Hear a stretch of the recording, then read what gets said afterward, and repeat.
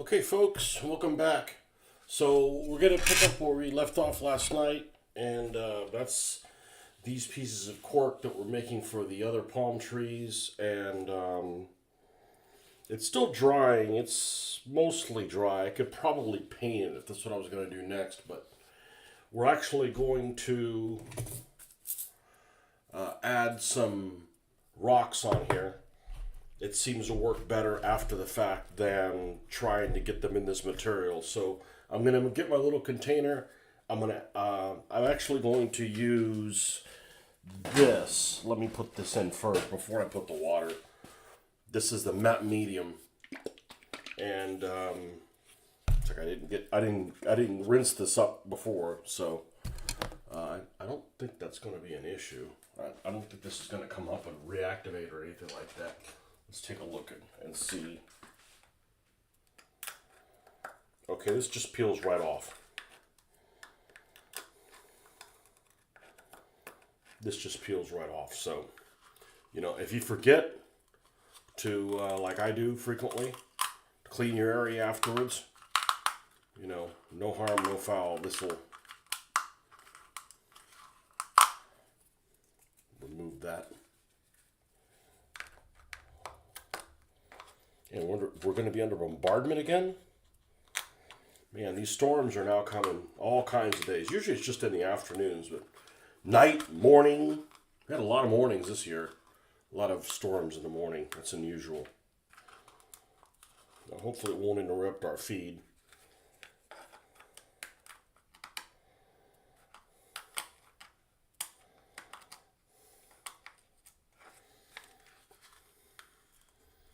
And there is some material in here. There is some little rocks. I actually don't put the rocks in there and make the mix and apply the mix. I just put the rocks directly and then use an eyedropper to get this this liquid. I guess watered down PVA would probably work as well.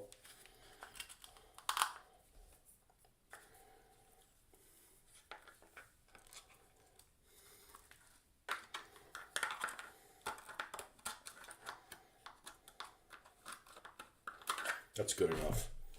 That shouldn't come up. So we're going to fill this with some matte medium.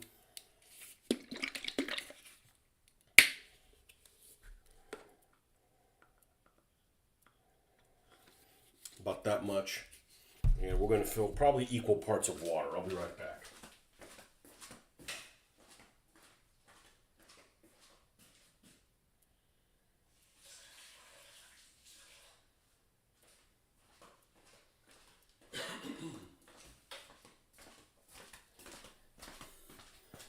And I know I got lots of these eyedroppers around here. Here we go.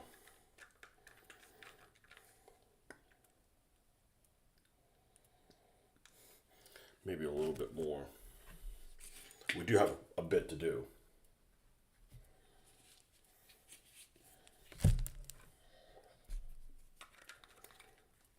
Great. Jesus Christ. I'm not used to making a damn mess.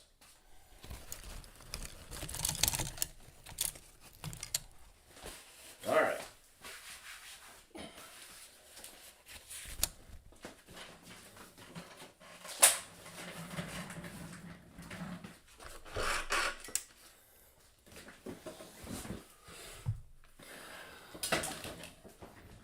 So this is too many. Let's cut it down to just one. We'll do the epic one last. Which is the epic one? Well, the one with a damn cliff on it. Which isn't much of a cliff, but I mean, if I was doing 1/25th scale, yeah, it'd be a hell of a cliff. It's not really that much of a cliff. Oh.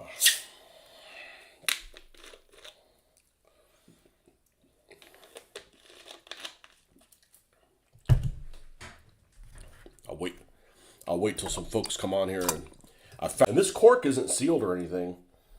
This material works just fine on it. So we're going to yeah, this will work. Move some stuff around. Oh, I'm an idiot. Yes, I know. Again, I didn't do it this way. I didn't do it this way. I did it this way. I'm like, all right, I want an area here. So I put some drops of this. And then I took the water, which I guess in this case will be a mix, and enlarged the area that it was going to be in. That's what I did. Well, it's not like I'm flying a plane or something that's, I make mistakes and it's, catastrophic. I'd take this a lot more seriously if it was more serious, Where's, let's get the tweezers in here to move the stuff around. Sorry, the caffeine hasn't kicked in yet.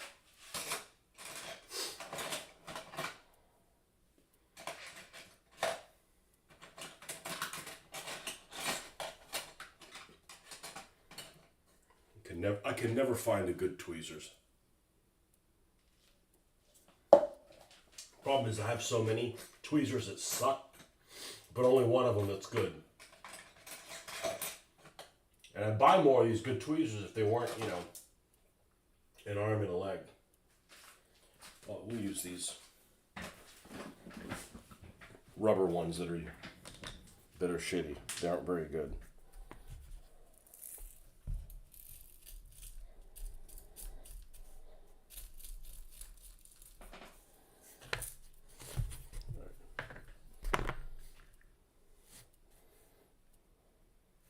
I haven't done this that many times. That's why it's not second nature.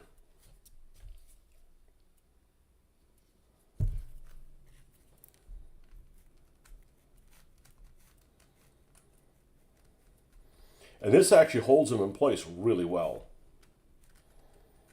And I don't remember how long it takes to dry. It's not inordinate, but this may be something that I can't mess with it till tomorrow morning, but it is what it is. It's not a big deal.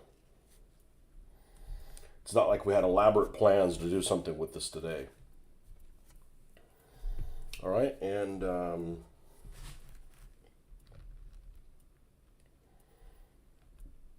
most of this isn't that visible anyways.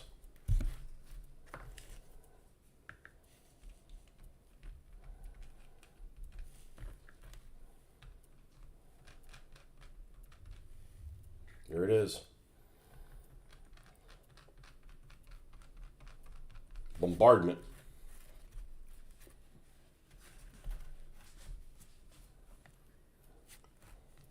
Crazy. We'll go to we haven't not get any rain for months, and then thunderstorms every day. I don't care about rain. Thunderstorms, I'm not a fan. Keep wondering, should I disconnect or is it I'm gonna have to buy a new computer kind of thing?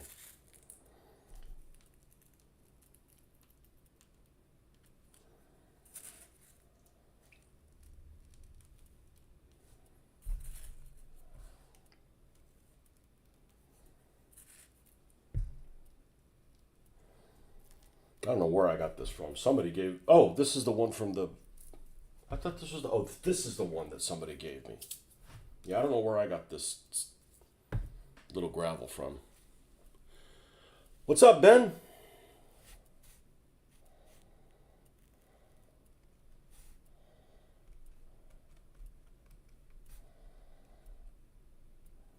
I don't want to do this kind of stuff all day long because my day will go by too quick.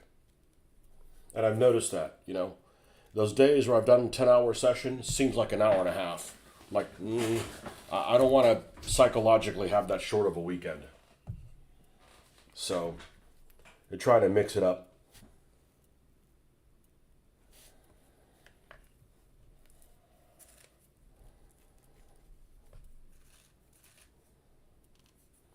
And maybe another. So the bummer that I had was I made this King Kong to have a knocked out piece, and then I realized that they didn't use any of these in specific. I mean, I could still put it somewhere. They didn't use any because they sent one over and it got knocked out, but that's fine. I didn't have my heart set on having to do that today anyway, so. If I need to work on something different, it's actually finish up that P40 for this airfield.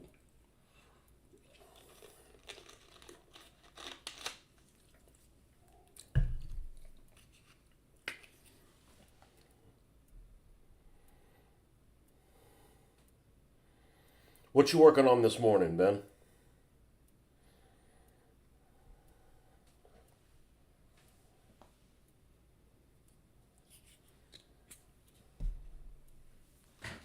You've been considering getting some MDF buildings using gesso. Maybe looks like sand as texture. Should work fine. I have some gesso, which I don't know why I got it. I think it was to cover some canvases with it. That's what it was. And like, quickly I found out, well, that's just taking extra steps I didn't need to take.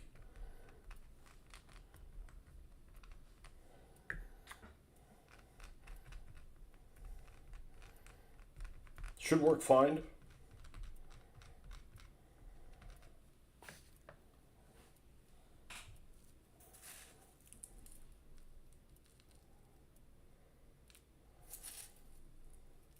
I'm ready to build some of them concrete bunkers. Not because I want to build bunkers, but because, kind of exciting using styrofoam and making something from nothing.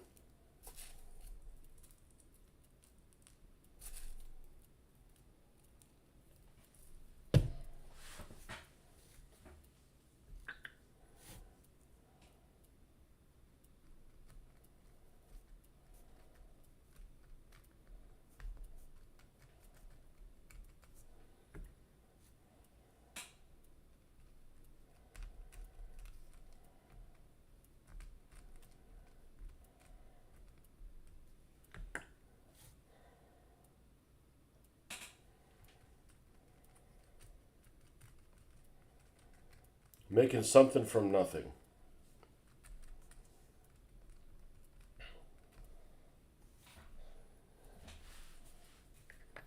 All right, that's good. I don't need to have rocks necessarily in this area. What we're going to do is over here, we're going to put some of the sandy bits, some of the smaller pebbles and things. And most of this is going to be hidden by vegetation anyways.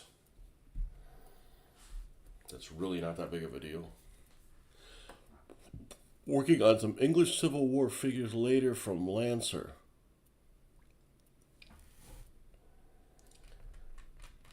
They the same people that took over the Queen's Hussars stuff?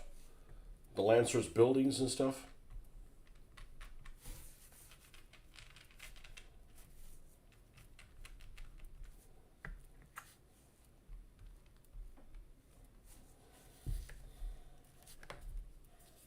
Jeffrey says this stuff warps.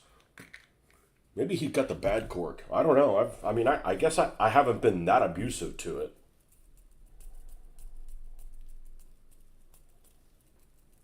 It's a blessing that this does not warp. Otherwise, it would just create more steps in the process, which I don't need to do. I don't need to make my methods even slower.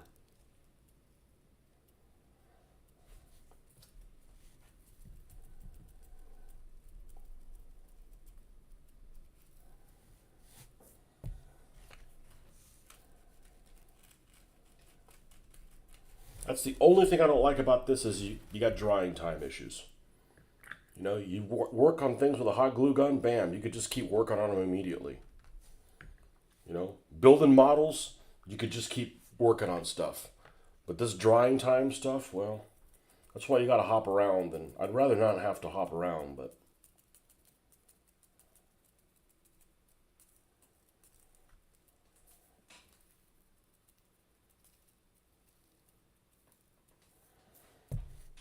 it be what it is. They're retiring now. Pretty sure they had the French farmhouse of yours. I assume yes. I think all of my stuff was Queen Hussars. The city buildings I have are Queen Hussars. I do have a set of. I had one city building that was a hovels, and then just when I got back into this, I ended up buying on eBay 4 or 5 other hovels buildings. And that's all the ones that basically don't have a floor in them. The ones that don't have a floor are hovels. And I was concerned about it not having a floor being an issue, and as you can see, we knocked that out of the park. So that was empowering. Like, I don't know what I'm going to do about this. And then you do something about it, and you're like, oh, I didn't know why this was holding me back. Shit happens to all of us, But yeah, it was Queen's Hussars. I saw them advertising on the miniatures page in the early 2000s.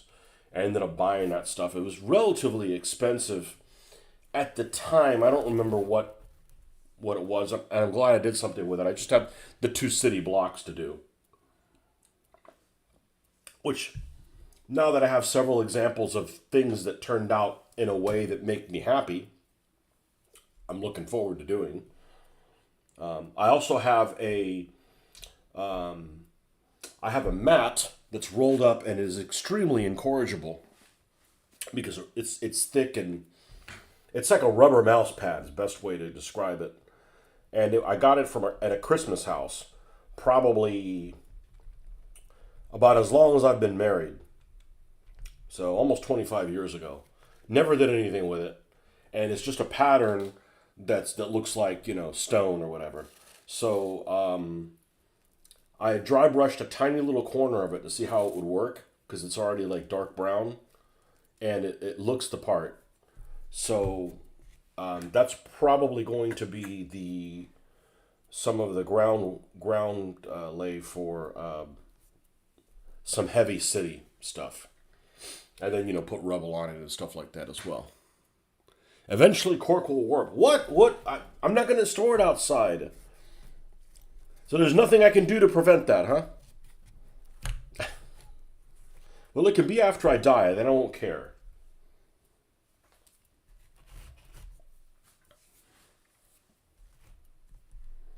I don't know. I'm better off using this than MDF. MDF will definitely warp eventually.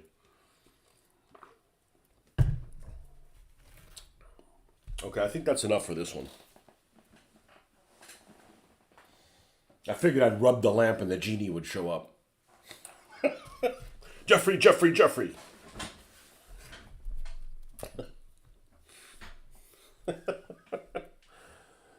Oh, man.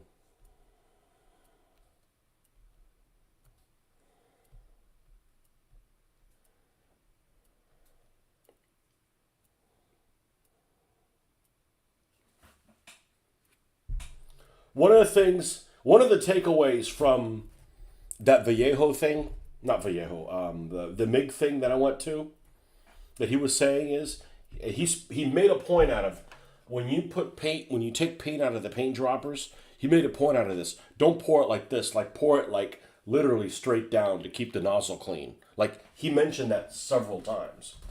So it's hard. It's a hard habit to go, okay, this is really fluid. Hold it upside down because this kind of shit happens. There's some things that we've been doing wrong for decades. All of us. I mean, unless you're less than a decade old. That, it's not life threatening. So it doesn't really mean. Yeah, I've been taking the paint out of the paint bottles wrong forever. Sorry.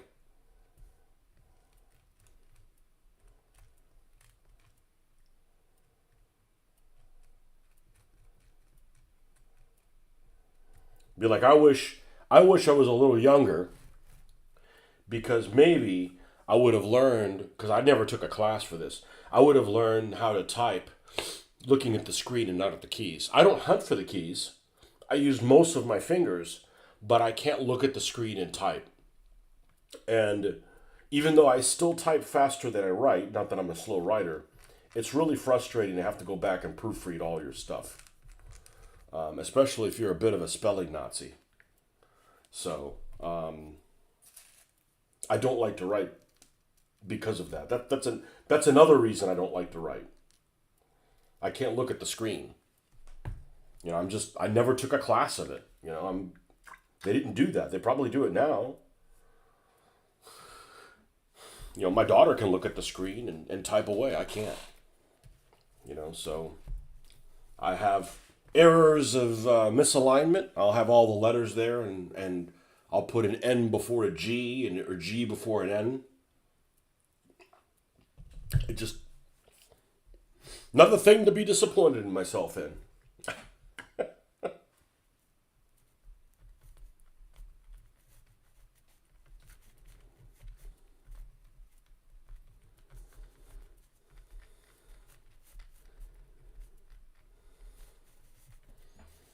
we have a big zone there of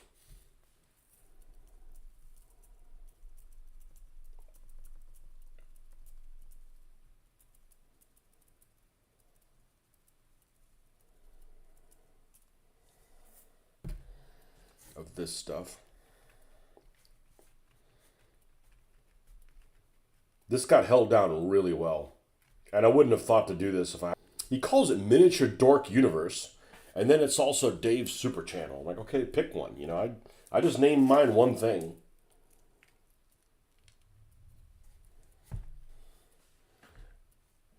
But my version of his bamboo is going to be a little different. It's going to be this. It's going to... Well, you know, the one concept that I would have never done. And this is why you should watch other people doing things. Because you'll figure out things maybe that never would have occurred to you. And you're also like, yeah, that's good, but I'm going to put my own spin on it, kind of thing. And what I would have never done with the bamboo, not that there's anything wrong with it, it just would not have occurred to me, is shaving off one side of it so that it fits tough together. Would have never occurred to me. Never. I'd be like, okay, I'm painting this bamboo. It's got leaves on that side. Who cares if they're against them? You know, you'd be fighting that thing the whole way trying to get up against it. Never would have occurred to me had I not seen this video. Oh, shush. Bombarders.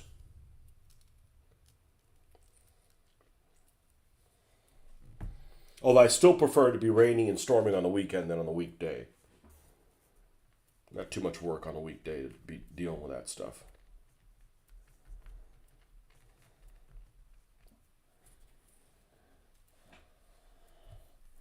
Watch other people's stuff. Sometimes it gives you good ideas. Sometimes, you know, you don't have to do it that way.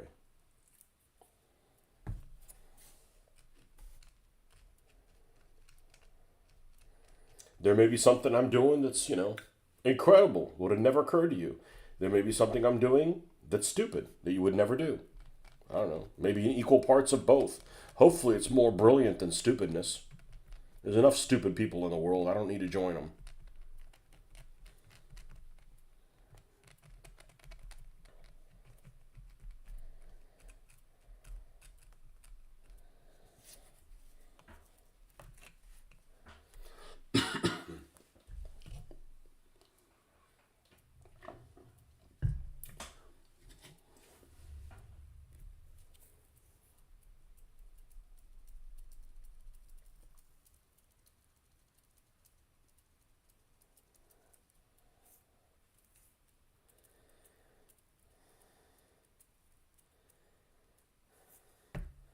I don't know what I'm going to do when I run out of that stuff. I'm nowhere near running it out. I just buy something equivalent. It's not going to make that much of a difference. Use base text to texture resin and MDF buildings. There's got to be a US equivalent of that.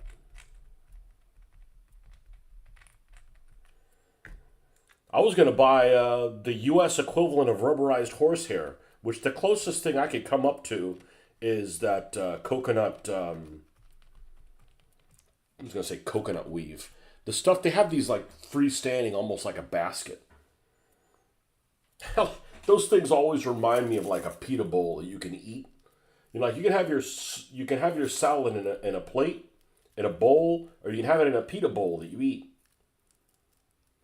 I guess extremely biodegradable, but anyways, that coconut fiber, you could make like trees and stuff out of it. But then I was like, you know, talking about doing things on the cheap.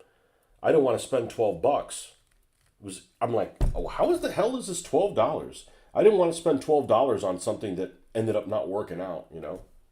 So I just decided not to do that. I don't mind spending the $12, but it better be a win.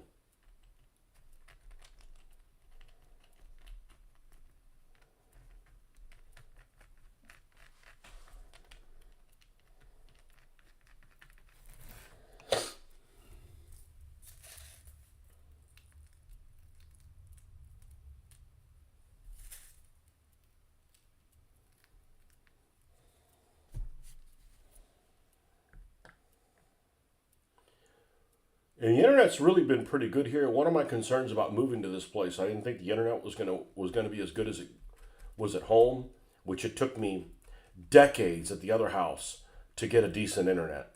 And just when I get that down, we have to move. And now we're going back to square one. But there's a couple times that it acts funky. I don't know why. I think it's just one of those things that, and it's very few and far between. It might be, I don't know, 5% of the time, maybe even less than that. So, honestly, it's been pretty solid here. Don't really have any complaints.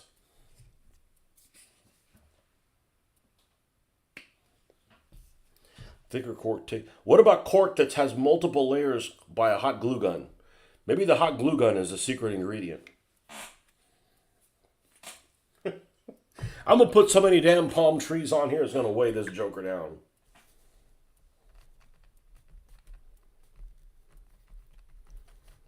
Well, I don't have anything yet that's warped, so I know it's in its infancy, but I mean anything else that, so we'll see.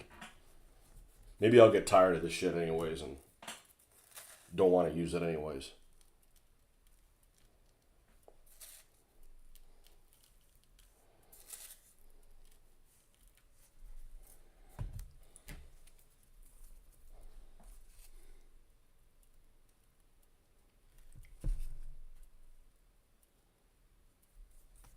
Okay, this one's done.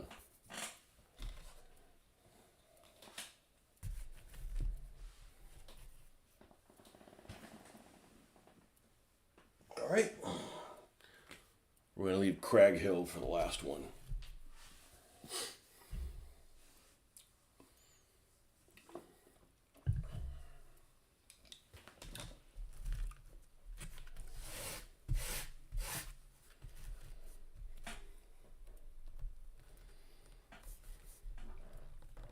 And here I thought I was going to be playing War Thunder all weekend. Well, that didn't work out. Probably a good thing.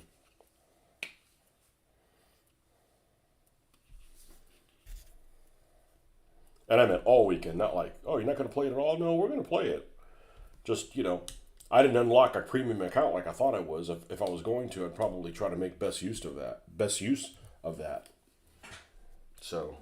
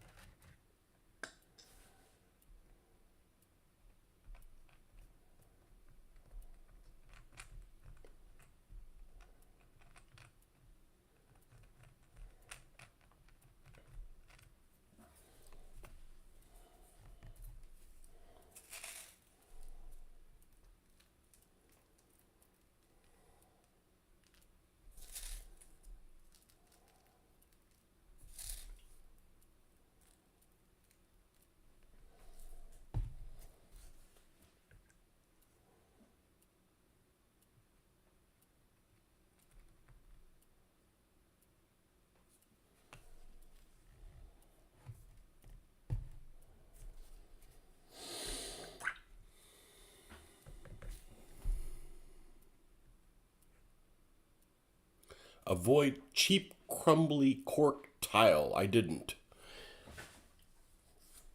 Well, it might be similar to like the styrofoam. They make styrofoam in lots of different flavors, and some are just worthless.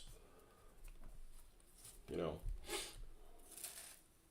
we're not going to keep this in a high humidity place. I'm sure that probably would not help.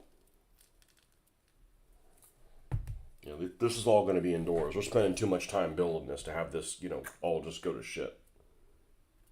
If it warps a little bit, probably still be all right.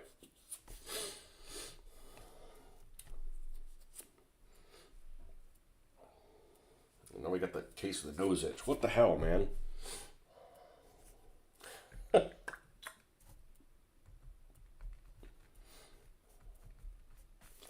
It's all that cocaine I haven't been doing.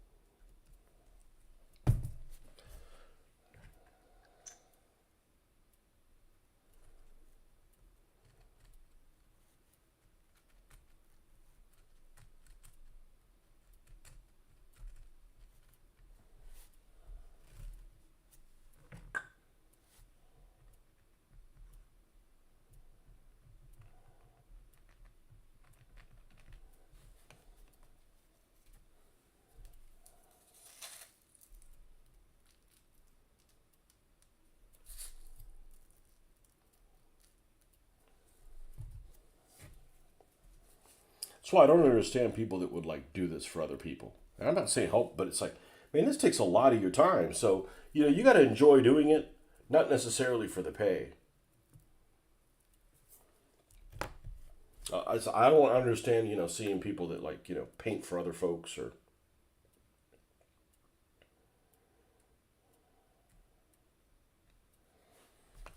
I don't care how much they pay you.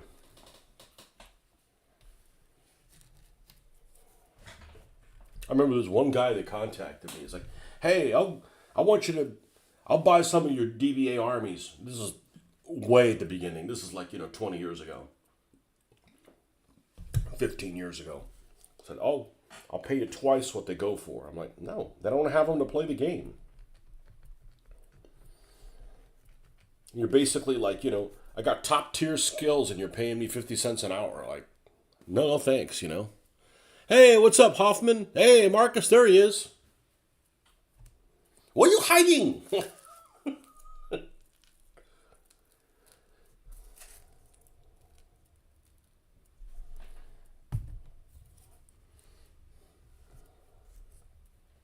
Yeah, we're under bombardment here. It's funny because the skies look clear. So, let's hope it doesn't affect. Let's hope it doesn't affect the feed.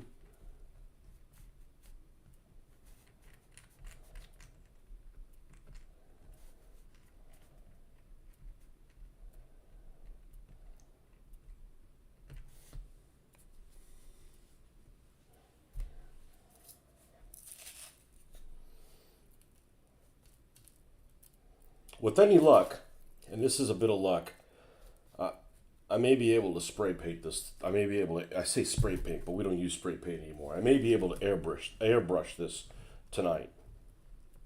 Maybe I may be able to prime it, but I'm not going to hold my breath on that. Jeez, you uppity sky. All right, where is this thing at now?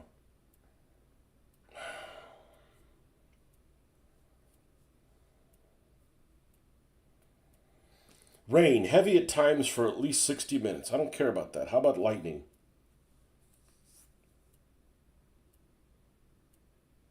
What a morass. And it's coming this way. No, we're not in the super thick of it, so let's not brag about it, though. We'll keep on keeping on. At least I'm not taking a shower or something like that. I'd fail a morale check if it came down to those things. Oh, we'll see where this goes, and then and what I do next. We may look at some Japanese figures. Hoffman, how long are you going to be on here? You going to be on here for a little bit? I know you were asking me about the casting quality of the Valor games. Why can't I remember what the hell the name of that company? Well, I've never ordered from them before. Valor Fight Games or whatever the hell they are. Valor Valley or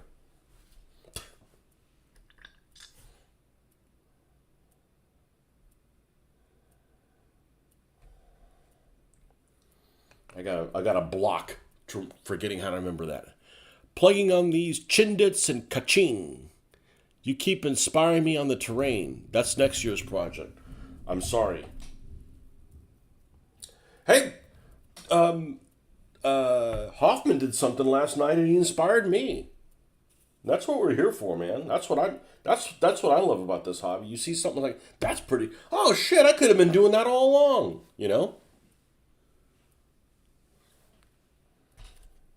Yeah, he got some Japanese from him, and he said that they have quite a bit of flash. You know, flash is okay, but the problem is if you have like flash on like a face, like that's really difficult to deal with. If you have like flash on the face, like some plastic figures, they'll end up having that line like right across the nose, like vertically with the nose. Like that's hard to deal with. Like that guy's gonna have like, you know, damage that he suffered in the war kind of thing. It's kind of hard to undo some of that kind of stuff.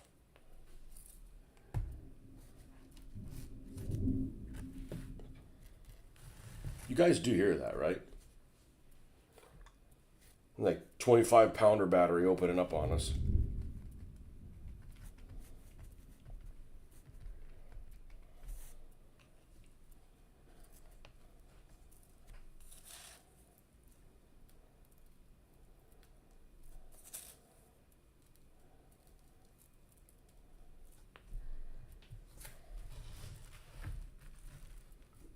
I feel like this desire of doing something really interesting with that styrofoam. I know I shouldn't feel that way, but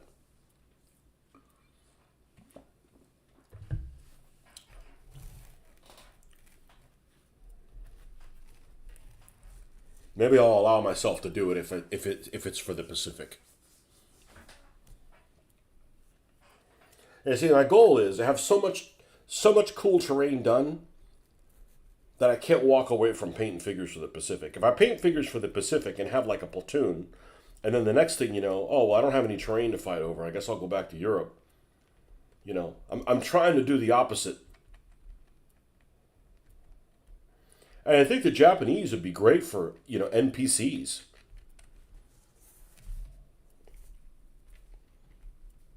I think it's ideal.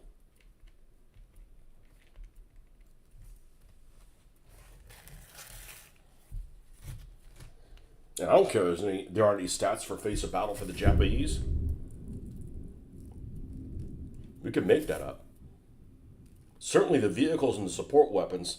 The infantry, and if there's something special that they get that maybe, you know, the Western guys don't get, that's a little trickier. But like weapons data, pfft, that's a piece of. I actually look forward to doing that. And there's no Italians either, so.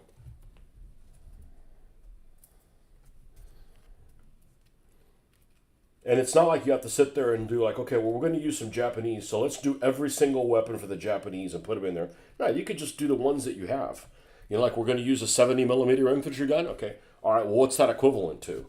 Well, maybe like a 75 with crappier stats. You know, start there. You know, 75 millimeter infantry gun with crappier stats.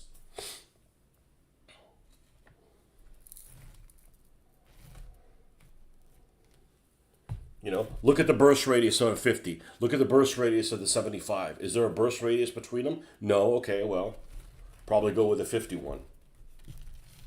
That kind of stuff.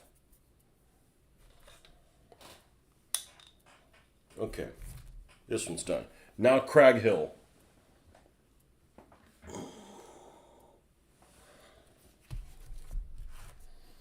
Which isn't really much of a crag. But you can hide several people back here. And this is all going to be visible. We might have some small plants here, but that cragginess will be still prevalent.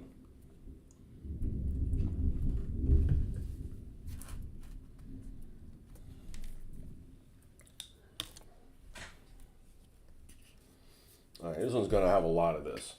So first of all, we're going to have this area down here where these things have washed off. We're going to have some there and some in here.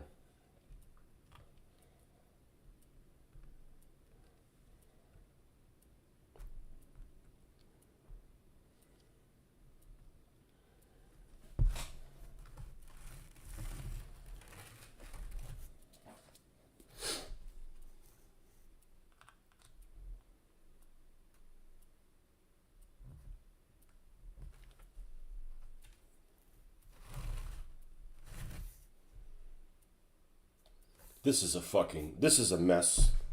This is a mess thing. I just pour it all over my body and just jiggle over this. It'd probably be just the same. I have to change the name of my channel if I'm gonna do all that though. All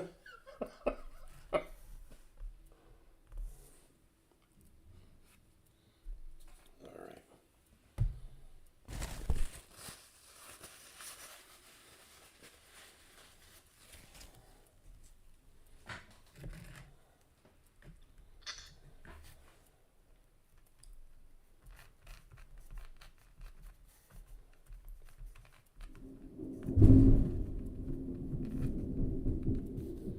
Well, if it gets too bad, we'll have to sign off and we'll be back on later.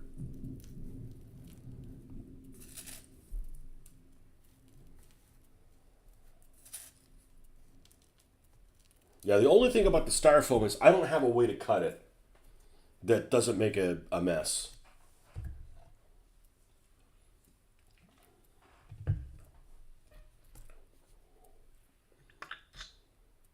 I don't really have a way to cut it though.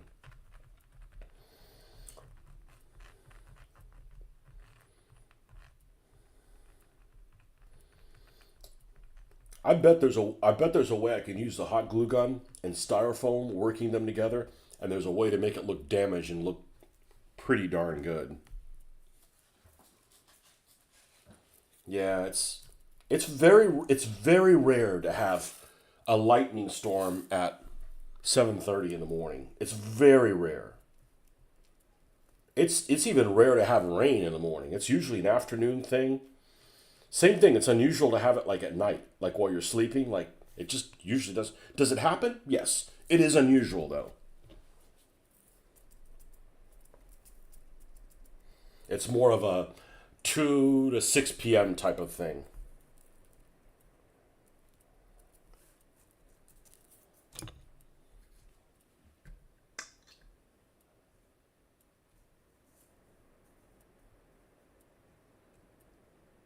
And it seems to me, I'm not a meteorologist or anything like that, but it seems to me like when you have bad thunder like that rumbling and it's not raining, it's worse. It's almost like you got all this pressure, it just needs to have some release. All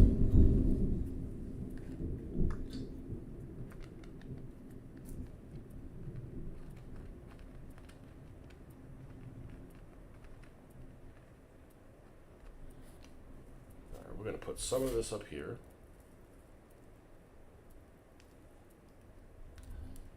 and then we'll put some of this right here. It's raining now. We got some releasal. I had a guy at work that used to say that all the time, and I think he thought it was legitimate language. Releasal. So I'll say that still. I mean, he hasn't worked there in, I don't know, 20 years probably. 15, 20 years for sure. My wife doesn't like me using that. So I wouldn't write it down. I just say it because it's hilarious. Just like every time I say the SCH word, I say schedule. And she's like, why are you saying it that way? I said, because it's fun.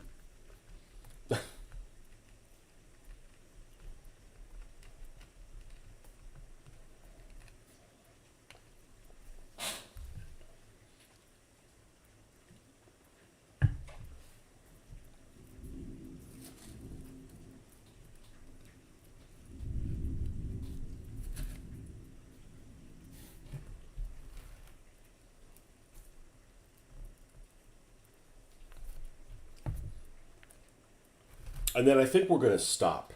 In other words, I think I need to put these 11 groups of palms, it'll be 11, on the table and see what it looks like. Because remember, there's going to be jungle in areas that these palm bases aren't. It's not like this is the only area that there's jungle. No, this is just a filler. This is just a filler. We got lichen to fill in.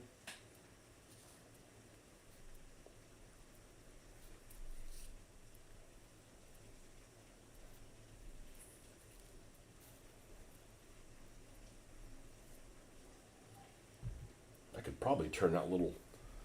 I could probably turn that little car into a commandeered staff car for the Japanese. I saw a picture recently of I was I was either playing. I think I was playing Enlisted. It was a while ago. It was a couple months ago, and it was some built-up city. There was like I don't know Bangkok or something like that. It was an Asian city that was a big city. It was an urban environment, and I'm looking around, and you've got all the roof tiles and these Asian style houses and these archways with the opening in them and all that kind of stuff that makes it look like you're in a big city like Shanghai, Singapore, something like that. I don't know if Singapore would have been really Asian or would have been more of a European city. I have a feeling that Singapore in the 1940s was probably more European than say Shanghai or that kind of stuff. Although there's probably European type elements to all of those cities. But regardless, there was these cars that were used as barricades, and they looked a lot like this, without slicks. These have like racing slicks, but you know, and there was like I made a note of it. Like one of them was green, not like bone green, but I mean like it was relatively bright. It would be like darker than this, but it was maybe not as dark as British racing green, but something along that, not metallic. And I'm like, all right, I think I got one of those cars running around, and this is a little die-cast from, I believe this was from Walgreens. It had the Walgreens logo on it. And other than having racing slicks and, modern hubs, which I'm not going to go in and replace them, even though there's people that make aftermarket stuff. But the next thing you know is this cost you $1 or, $1.50, and the wheel and four wheels cost you $7. Like, that's not smart, That's not inteligente.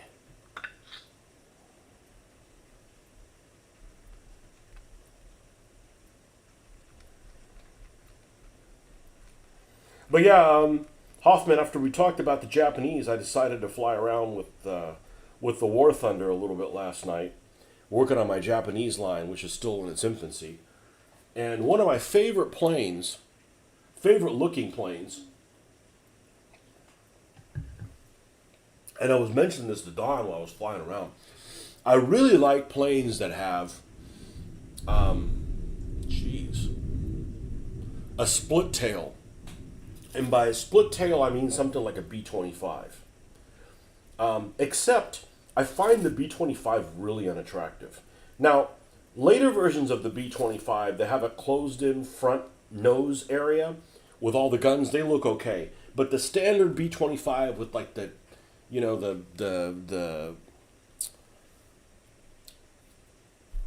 the greenhouse looking thing, they're very unattractive. But other planes that are split tail, including the Ki-45 Toryu, Ki-45 Toryu is a really attractive plane. The Messerschmitt 110, I don't know, they look cool. The Breda 88, I've been flying the Breda 88 for the Italians. That's a fun plane. It's a good looking plane. It's not very good, but So, anyways, I'm flying this Ki-45 Toryu, and I'm going on some bombing mission, and I'm like, what the hell is the deal with this? It's got like a cannon that fires through the nose, and that's it. Like it has no machine gun armament yet. And I'm like, this doesn't really work. So you got like 30 rounds or something like that of, dum, dum, dum, and once you're out of that, you're like, okay, you're done. I'm like, okay, well that's the odds of you hitting somebody. At least the P-30, the P-39, the P-39 had the 37 millimeter that fired through the nose that the Soviets loved. But it had a couple 30 cal machine guns. Show me the radar.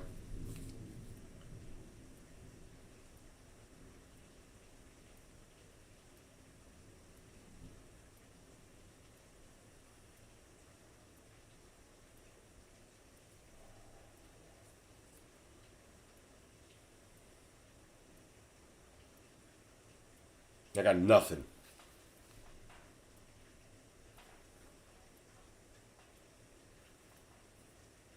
Oh, we got some pink.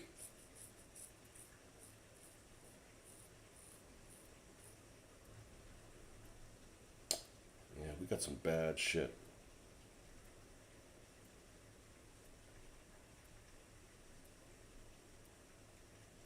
Well, if the feed disconnects without me saying I'm going offline, there's your sign that something happened.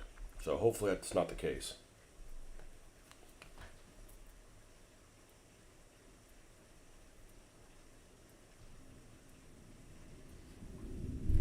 Connection's bad. Yeah, well, we're under bombardment.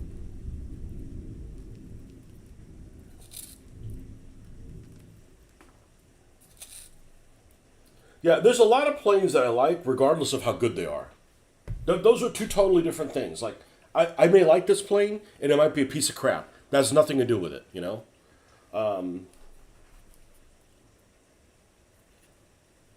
You know, I love the look of a Messerschmitt 410. It was a piece of crap.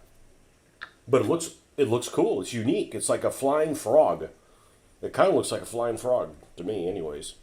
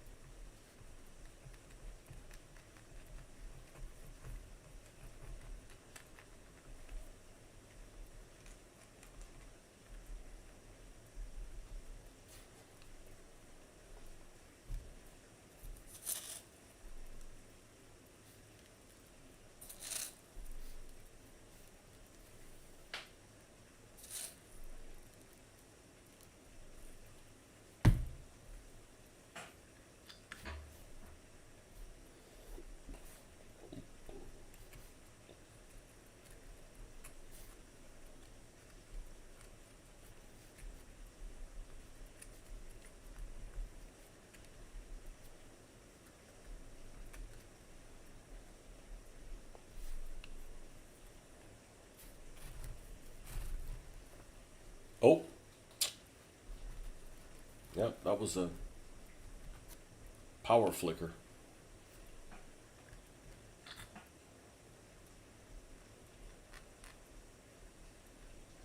Well, like I said, I could pretty much roll with the punches. I don't have any plans on what we are or aren't going to do today. You know, if I was like, I wanted a video game all weekend, that'd be a problem because I'd be like, great. But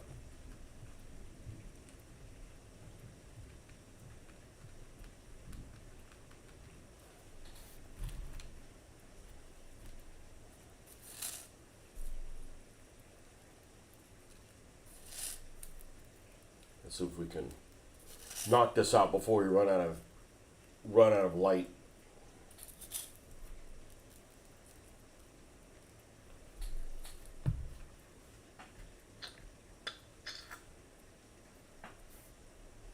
Run out of power.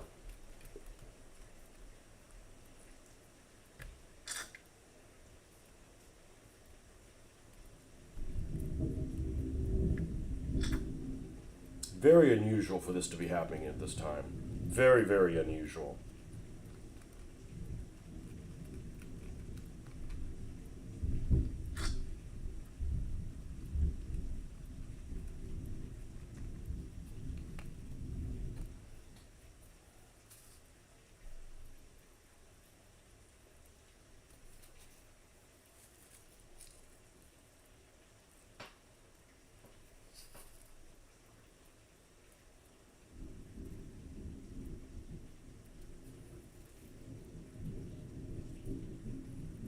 Well, at least we don't have that one guy that's been retired and waited all week to frickin' mow a lawn while my show was on. I'd say half the people in this neighborhood are retirees.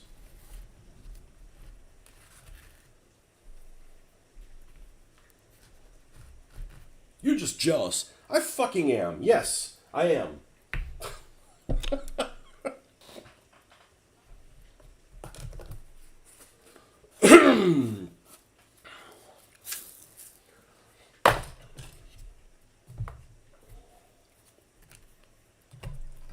And Don was saying, "Oh, you don't mow your own lawn?" I said, "I've always mowed my own lawn until this place.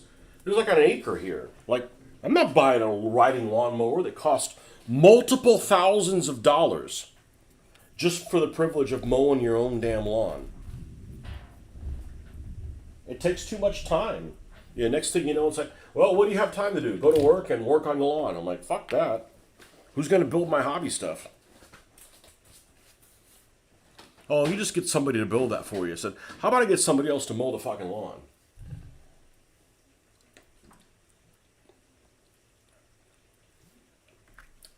I don't want to run my mouth, but it should be getting better. The storm meeting. All right. Upwards and onwards. Onwards and upwards. Something like that. I'm going to take these little bits. We're going to take these little bits. We're not throwing all this stuff away. We got a plastic bag around here somewhere. It's right here. And we're going to take most of this stuff and reuse it at a later date. As a matter of fact, I'm going to try to stuff as much of this stuff that I can in here to reuse it. Especially if we're going to try to use this for rubble. Now, I don't know if I would mix it in with the rest of my rubble. Or this might be rubble that's more suited for whatever this is suited for.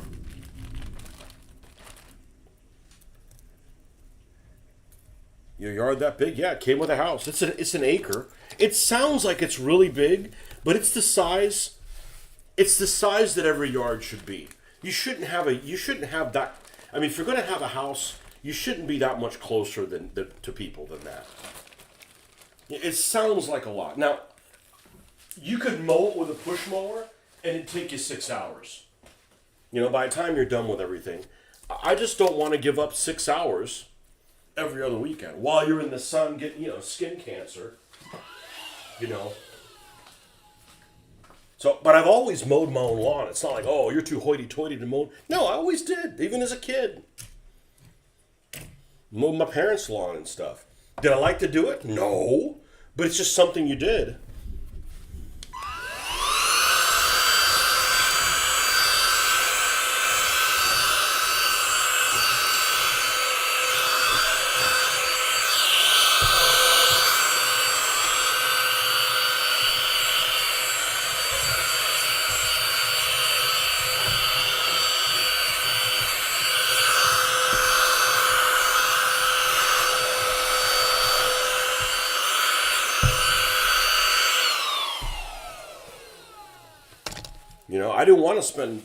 I didn't want to pay somebody else to mow the lawn, but I'm like, I also don't want to give up half of one of my weekends every other weekend. And you can't do it after work because you just never know when you're going to get home. You never know if it rained, and it's like, you can't mow it because it's too wet or it's raining right now. It's just a pain in the ass. So, getting somebody else to mow my lawn has been a recent development.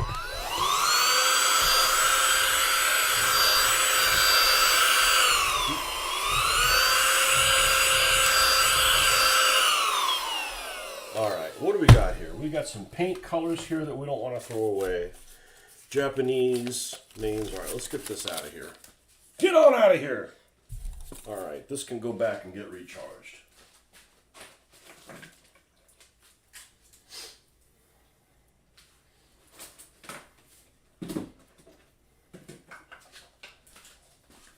Yeah, clean this area up before we go into a different direction.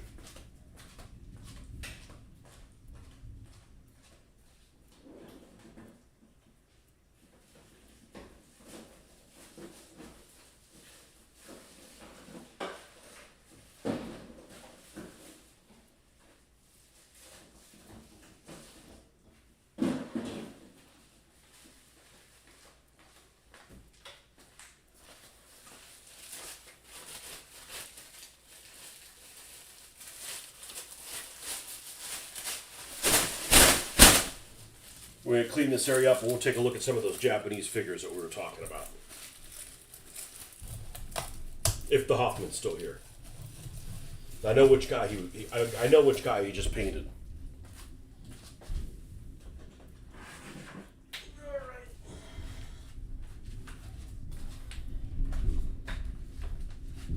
Actually, that's not going to work.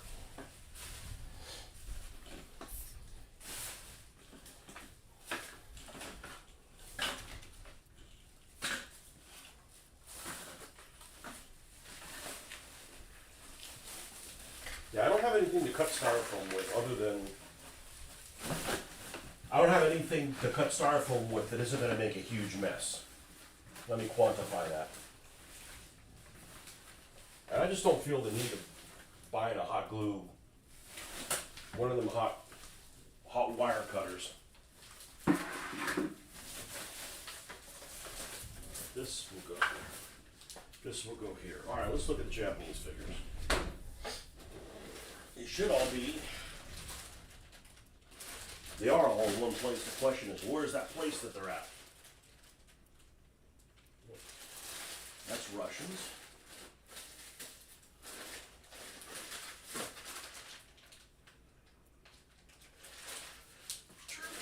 Oh.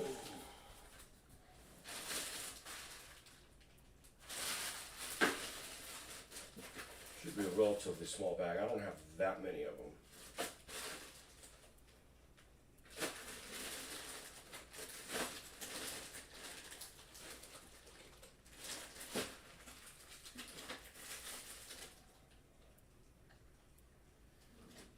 Here they are.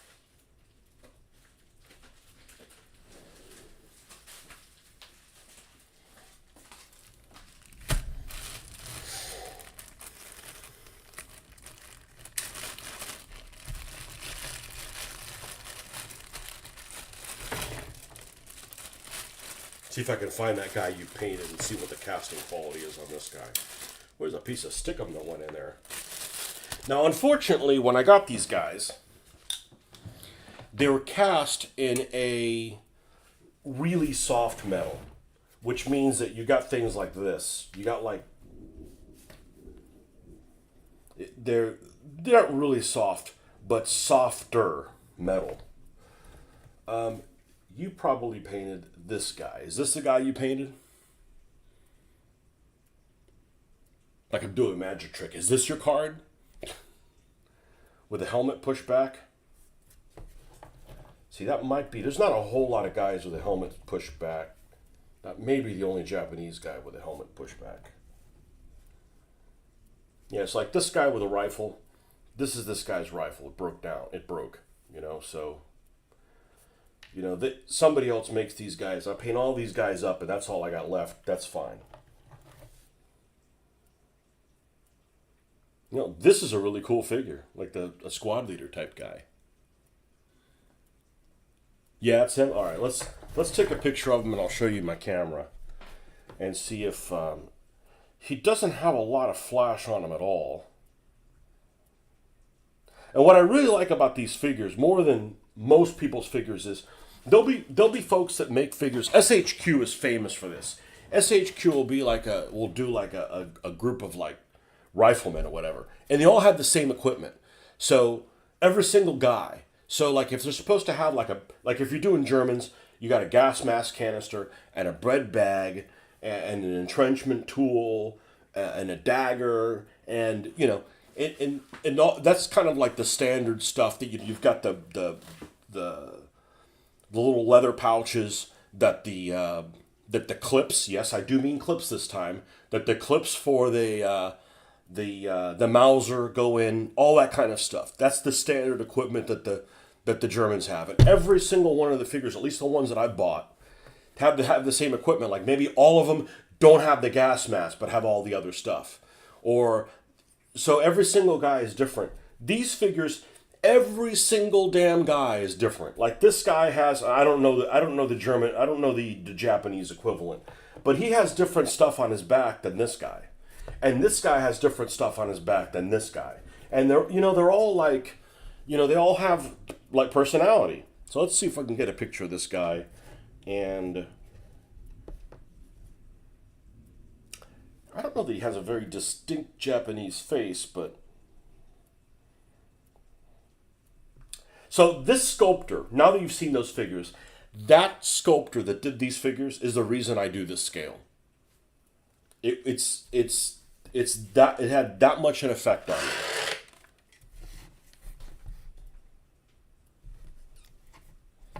I'm warning you, I'm a shitty picture taker. I may actually write things better than I take pictures. That's pretty sad. Let's see. let's zoom in like this. Okay, that's not a bad picture. Okay. That figure actually looks really good.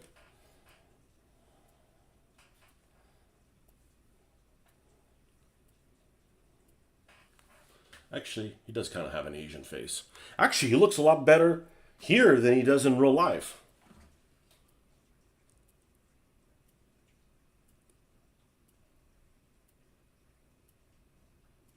All with the power of Stickum.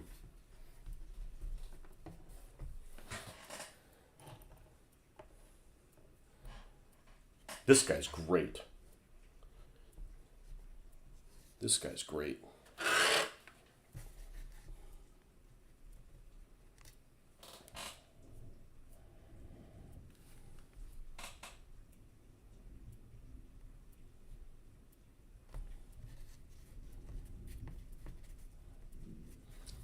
Gotta tilt it up a little bit to get this light on him.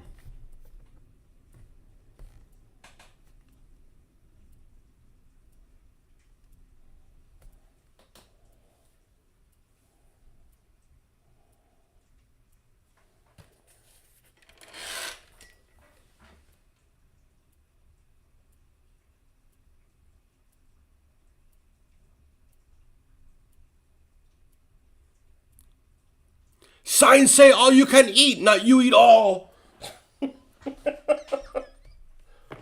there's some great figures in here. I really like these guys with the helmet with the net on them. They have a very serious look about them. This guy's got a canteen. Looks to the front. I don't know the Japanese equipment.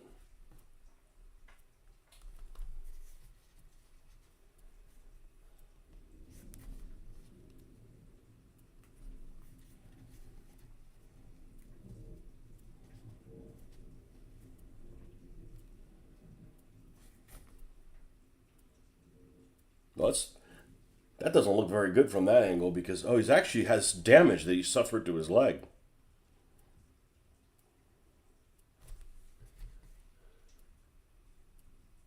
I think it looks like he's got. Maybe that's not intentional.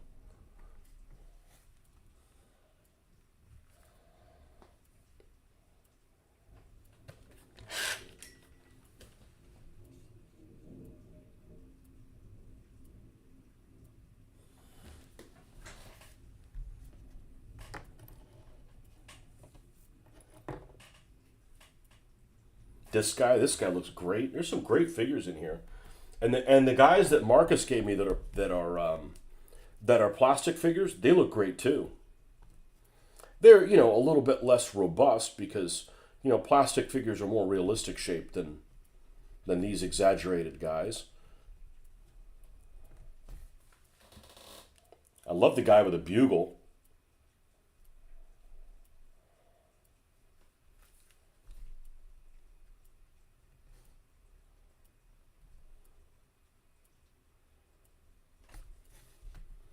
But he definitely has this sculpting style that sometimes is reminiscent of like those bronze statues that you would see with cowboys. And you know what I'm talking about. This bronze statue, you go somewhere and there'd be like a cowboy that is riding a bucking bronco, right?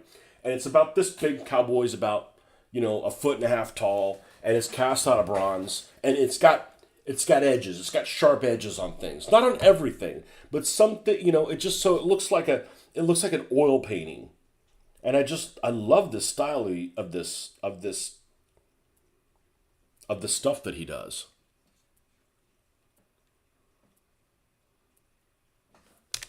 Okay, let's see. We got some commentary here. Wow, look at that face detail. Mine does not have that level of facial detail. That stinks. Used to be figures were mostly led. Some judge in New York determined if it was unhealthy. So many manufacturers used pewter, which was hard to work with. In Japan, longest day, there's this really evil-looking Jap trying to find the perfect model for that guy. Yeah, some of Strelit's batch with jungle foliage are great. They are. They are.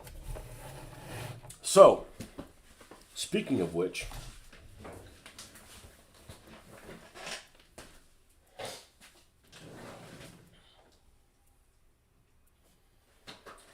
you know, we got this too.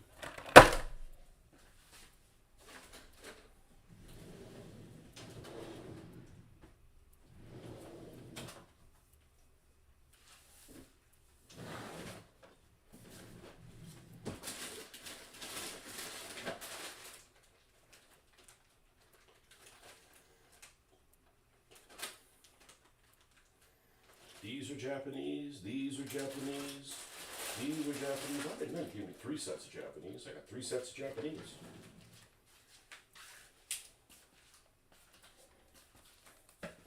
Yeah. Those guys are Japanese. Those guys are Japanese. These guys are Japanese.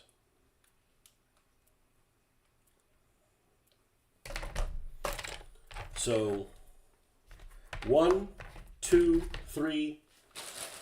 Yeah, I got a platoon easy.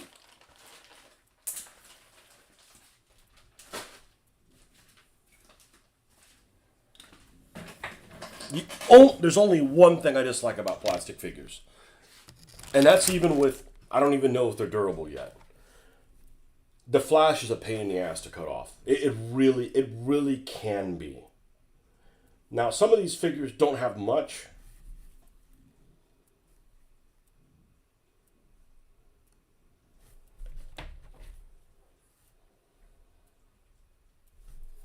One guy was saying on some blog or something that it was a pain in the butt to paint the Japanese rising sun flag. I'm like, really? And I'm getting a fair number of these Cossack guys, because here's a Cossack dude, here's another one here.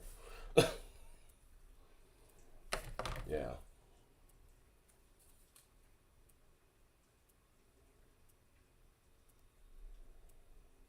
No, these are great figures.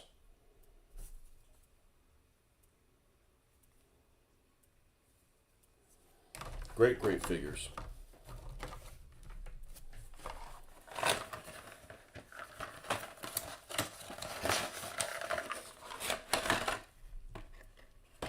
These are probably the most, most boring ones here, these Waterloo guys.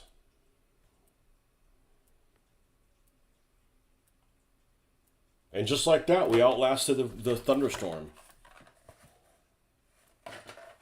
One guy's loose. Why you loose, dude? Okay.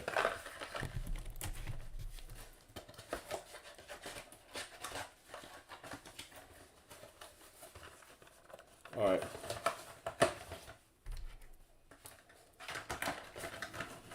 I'm gonna put all the Japanese in here. I don't think I'm going to get sent down the road of start painting figures and I'm going to break away from my thing. But yeah, these figures are really inspirational, all of them. Let's try to place them in here.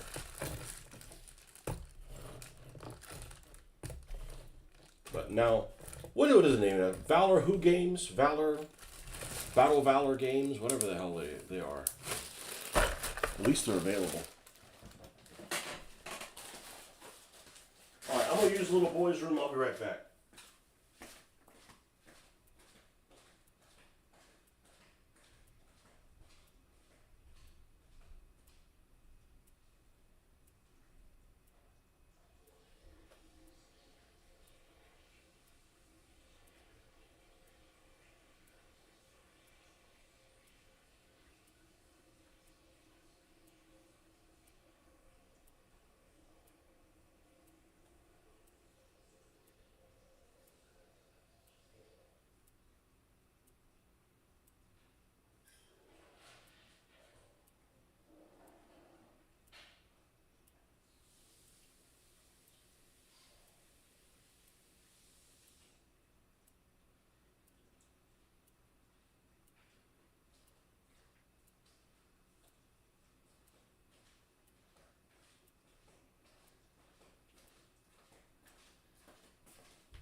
I would have bought one of those RAF Airfix airfield things, but I think they're out of production and they're excruciatingly expensive.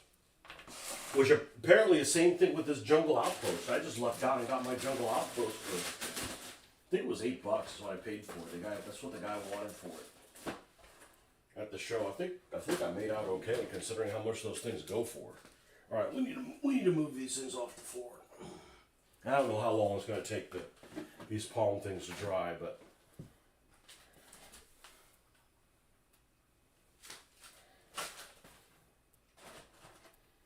well, sticking to terrain.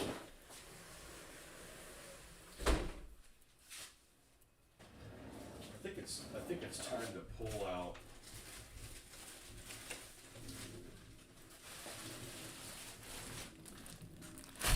I think it's time to pull out the bamboo. Let me at least see what I'm dealing with here.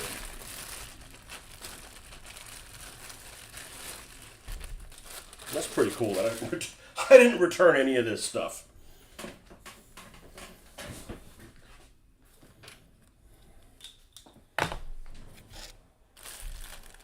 I didn't return any of this stuff.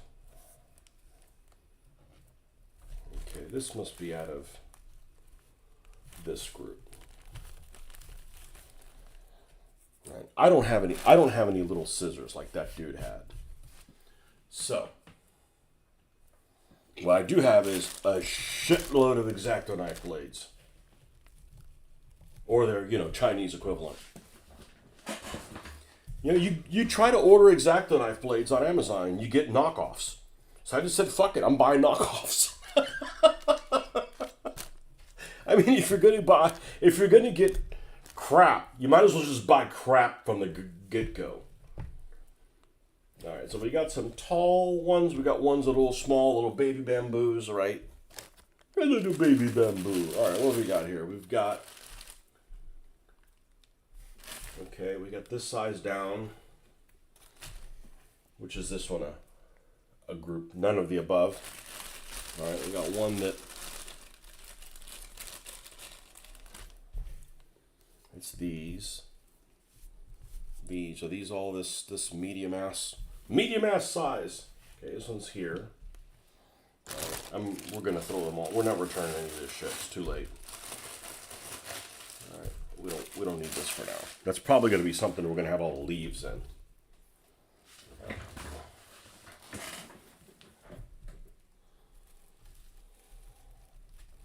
It's that size. This size.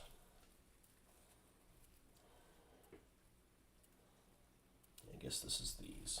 And there's some really little ones. All right, so we have a shitload of these. So let's take a bunch. This is going to take for fucking ever. I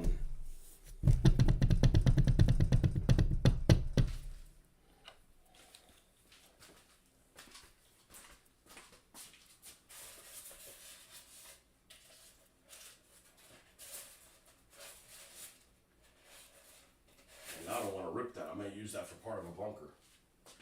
Be right back. I'm going to go to the garage and get a piece of styrofoam. I'm sure I got one out there.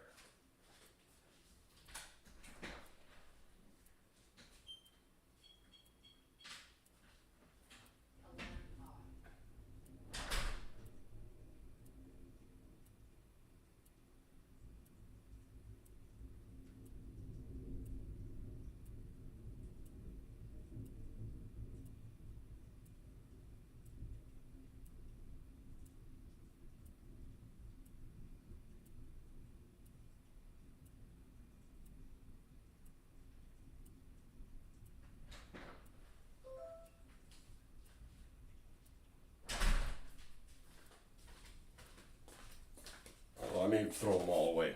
So here's a DBA hill that never got made. It's got the goop on it. It's a pink styrofoam, which I never have it. I don't have anymore. I'm just going to use this. I'm going to use this for the idea of like seeing how close I can get them to each other. All right, let's get a.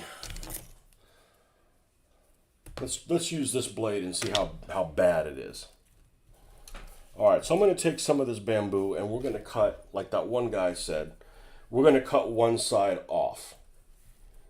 Okay, so it fits, and we're going to save all these clippings.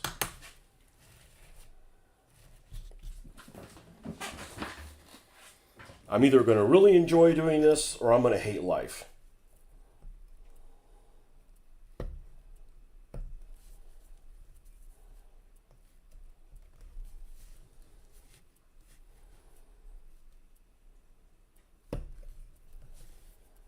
So far, so good.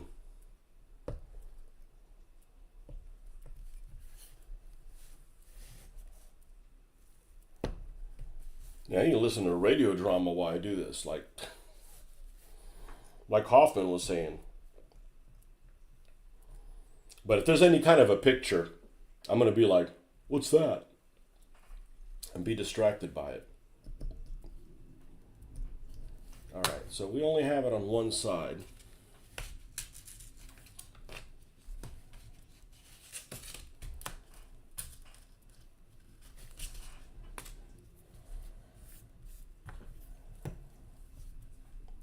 Let's just see how this works out once you have about 10 of these. And we're going to use cork as a base. It would be stupid not to. Oh, it's going to warp. Yeah, but it's a lot more durable than this.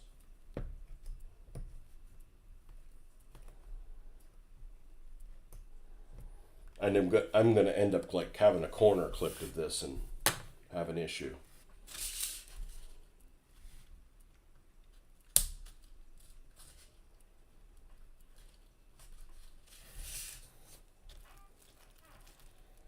Yeah, and we'll do different heights and everything, but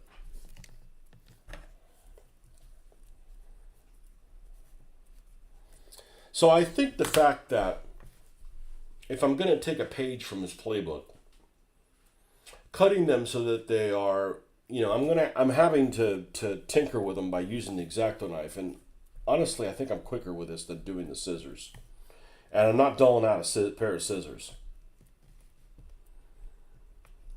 But this is kind of time consuming. But I think if I airbrush paint them, that's where I'm going to save some time.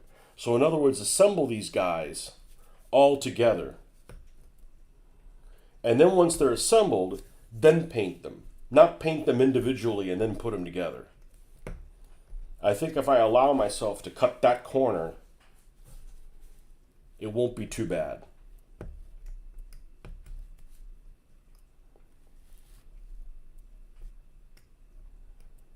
And of course, I'm going to leave the ones that are on the top.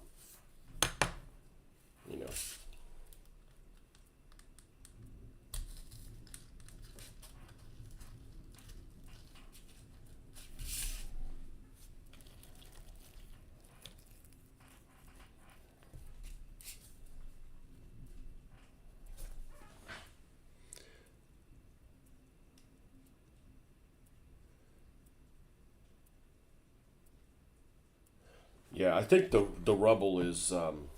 I think if you add some rubble, and then you leave some rubble that's movable, I think that's the secret.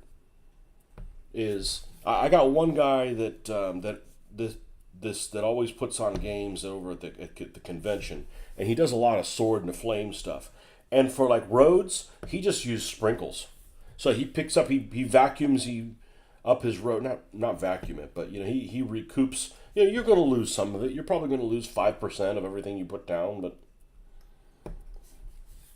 I think it looks significantly better.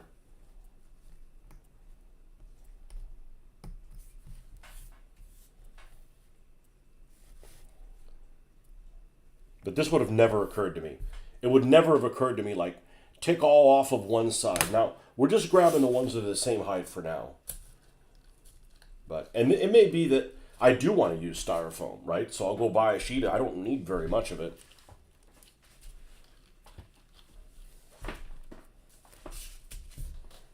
It may be that I actually want to use this as a base for one of them. I don't know. I think that the bamboo areas are going to be relatively large.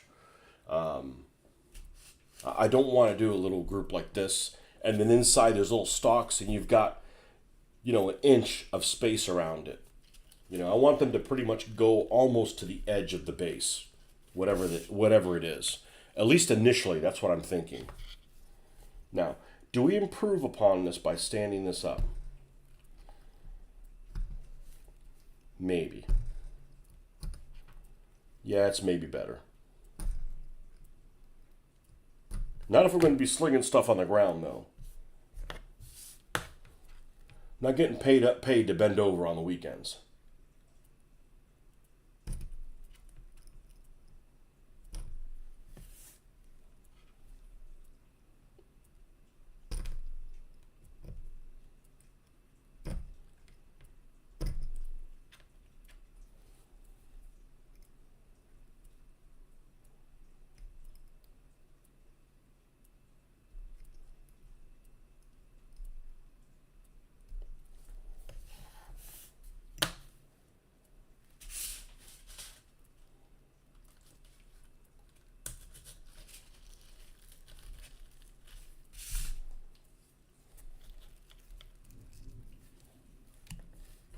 I think this is going all right so far.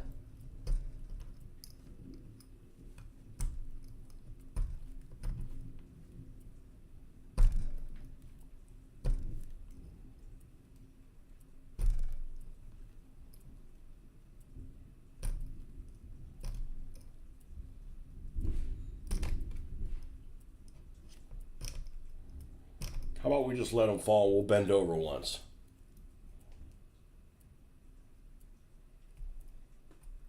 Bending over for bamboo.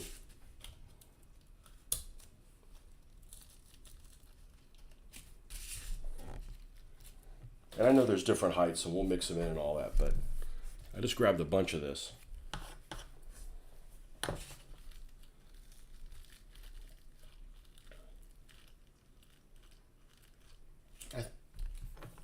I think we're on to something. I mean, I should have kept the little Japanese guy out here.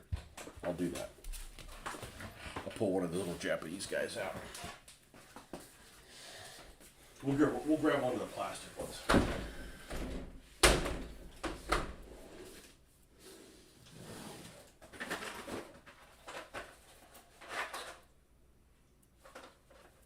This guy right here.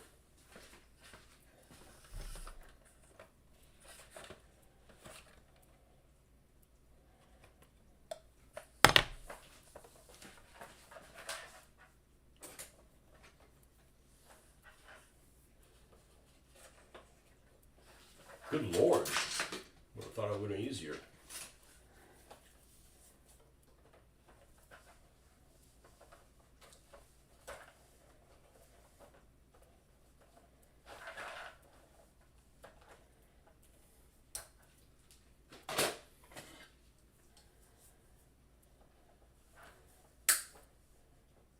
Man, this plastic isn't that soft.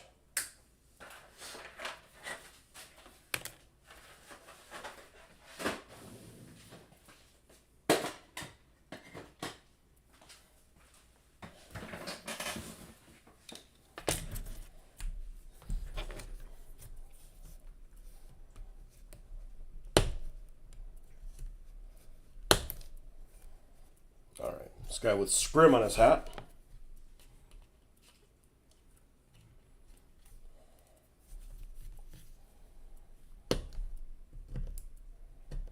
Oh, this blade's sharp. Okay.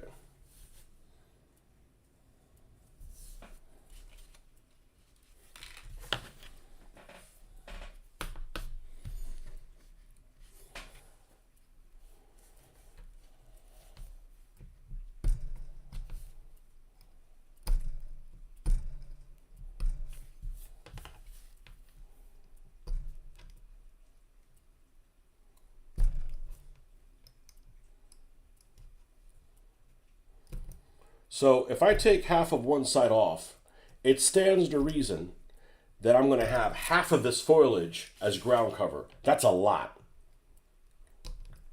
That's a lot.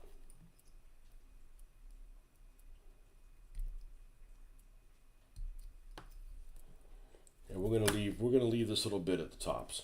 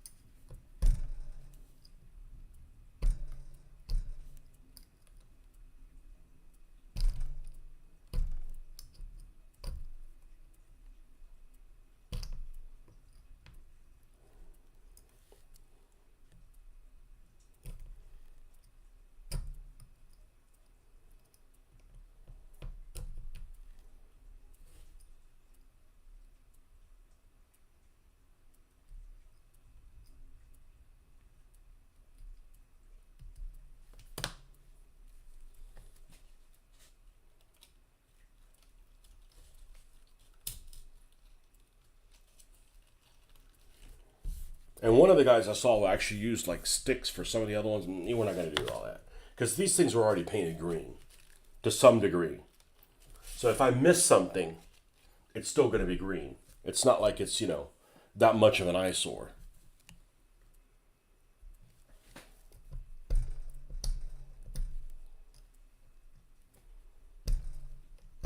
So basically, the bamboo in this place is going to take the equivalent of if you were playing say, a Wild West game, right? And you'd have these buttes, the buttes and mesas, basically impassable terrain. So you have this area, if you can't go through it, it blocks line of sight. There's nothing there. The jungle you can move through, the bamboo you're not moving through it. This is all dense ass bamboo.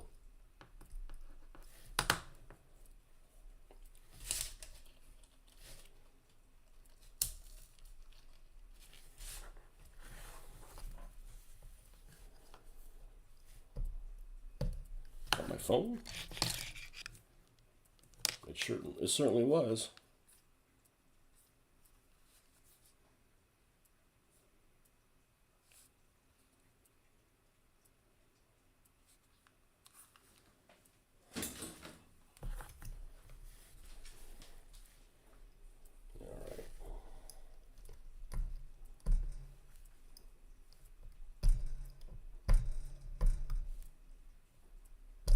Yeah, I think this is less carpal tunnel like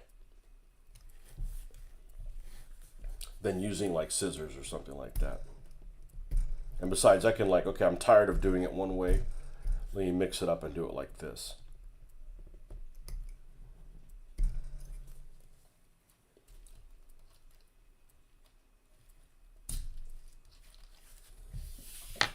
Okay, there's the first bunch.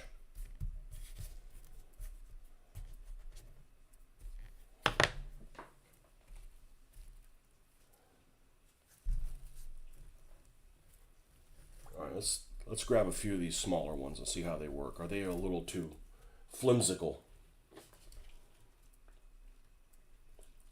Yeah, they're pretty flimsical. Maybe these are good for the outside. Okay, cool. Let's keep on keeping on. This is actually not taking as long as I thought it was going to. I was really dreading this, but I'm like, all right, let's find out if we're even going to do this. And it may be that all this bamboo makes only 3 things of this size. Okay, well, it is what it is, A few bamboo would look good on your Chinese build. What if I can scratch build some? Well, I think a good thing for me to do today would be to find out if this bamboo thing works. Do enough for one stand of it. Finish that stand, airbrush it. I mean, the guy did a really good job the way he did it. I really don't disagree with anything that he did, other than I would want my bamboo to go more towards the edge of the stand. He was a good inch away. That was just a personal decision, but as far as the color choice and everything, I thought it looked pretty damn good. So.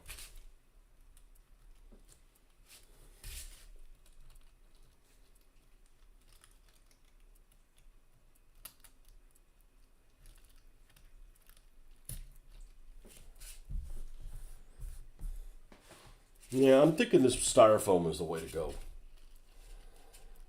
I think styrofoam is probably the way to go. Whatever base I'm going to make, or at least the center of it be styrofoam. And spray it black. So if something's hidden in the shadow, you don't have this damn pink thing.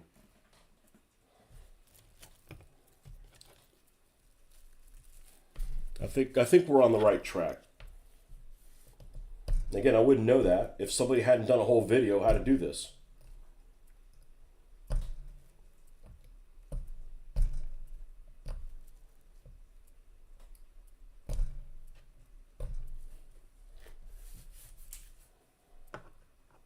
I can't remember if he airbrushed the whole damn thing black, though.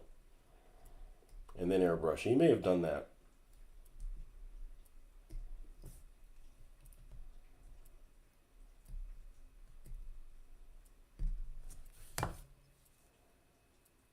Let's take half of this one off.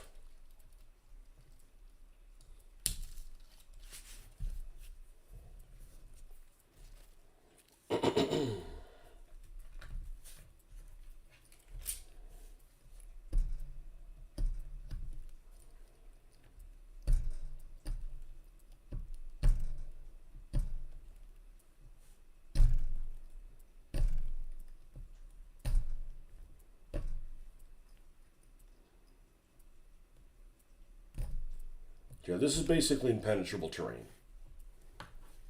You go in and it's like, this is an area you can't go into kind of thing.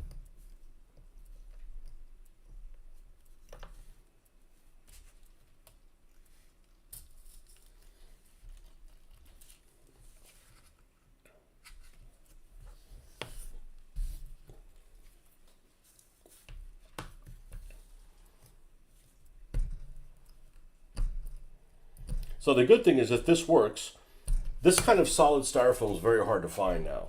I was able to get 2-inch thick stuff. Can't find that anymore. It's only thin. And that's good because that's what I'd want. I'd want 1 inch thick for the center. And then taper the edges.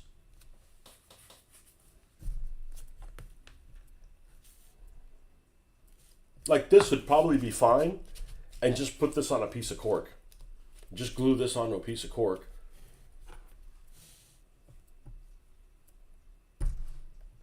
Let's just do that. I mean, it's the worst thing that could happen. It's not like we're using something that's enamel or something like that. That's going to eat this, eat the styrofoam. Let's cut this off. And then that one, and then this one. Okay, and this one is just more of a stalk.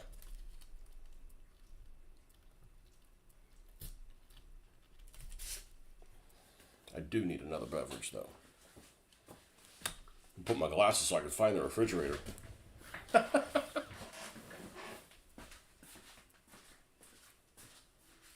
Looks good from afar, man.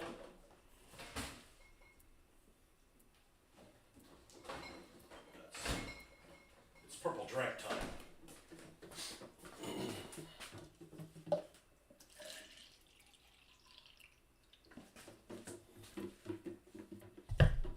Shit, next thing you know, I'll be ordering more bamboo.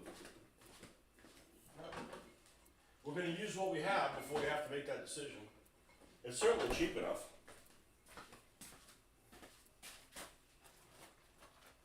No.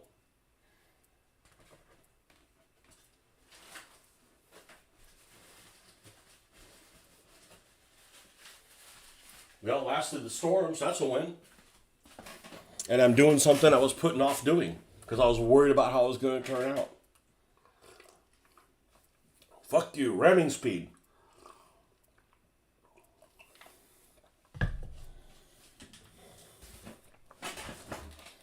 All right, man.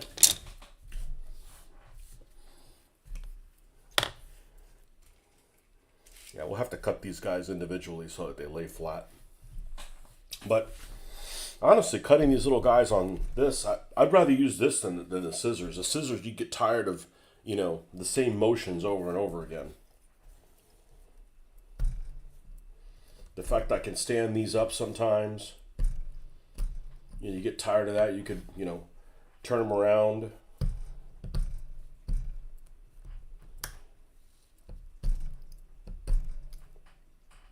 Doesn't seem to be destroying the sharpness of the X-Acto knife too badly. Not that I need to buy any more X-Acto knife blades. We got enough of them.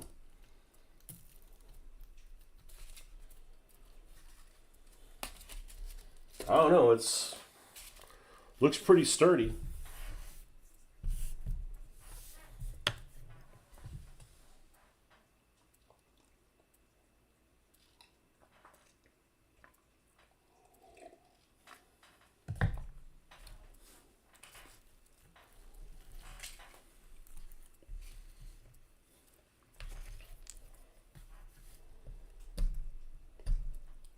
So yeah, I was commenting about that last night. I was a little disappointed to find out that I basically shifted to only doing this on the weekends. But also, you know, the daughter's back in college, so I've got more. Well, I don't have to spend time with her. Not that that's a bad thing, but you know, so I may start doing this in the evenings again. Some, but not only filming 2 days a week, and the number of views I get per week didn't change. So I thought that was really interesting. That I guess there's just a lot of people just watching old videos. I still get a lot of people watching the DBA videos. I'm not going to take them down. There's just not going to be any new content.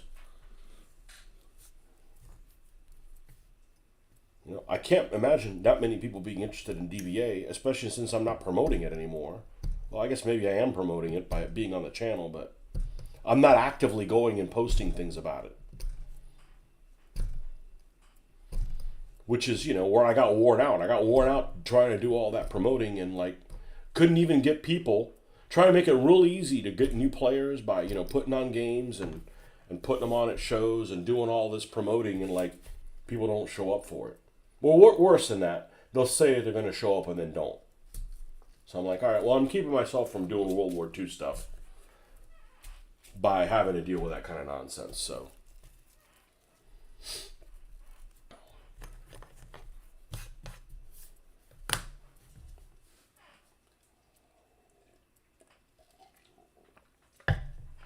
All right, so let's do a recap. How many pieces of bamboo do I have here?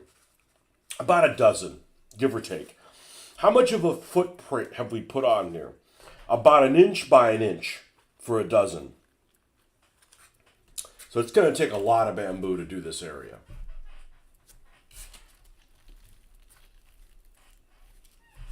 It's going to take a lot of bamboo. Now, what happens if I decide to pull this one out to do something with it and put it back in the same hole? Does it still hold tight?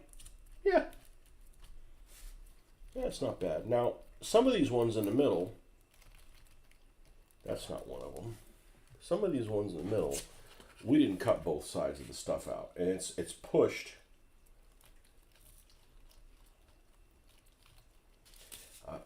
I like this on the styrofoam base. I think it's working well.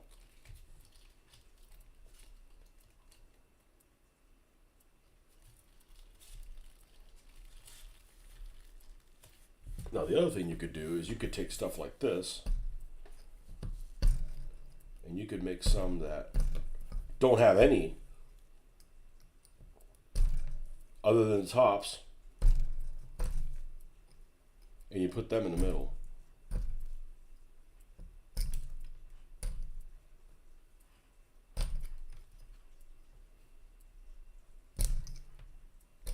Maybe leave like that.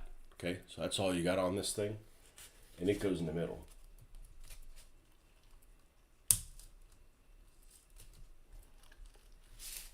Let's do a couple of those. Like, let's say I want this middle one, right? And like this has hardly anything on it. Well, I want to remove it and do this one, put it in its place. Can we do that? Yeah. Yep.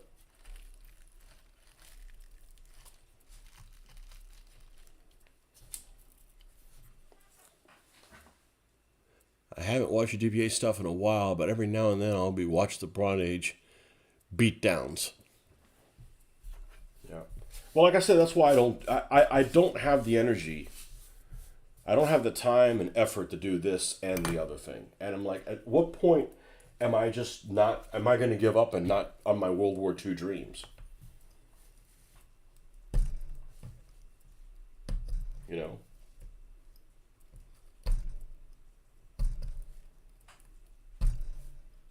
You know, I want to play a World War II game that looks fucking fantastic. Well, you go to Historicon, and I would say you're hard to find things that look at that level that I want, that look as good as stuff that's in the war game magazines. So by God, we're gonna do it ourselves.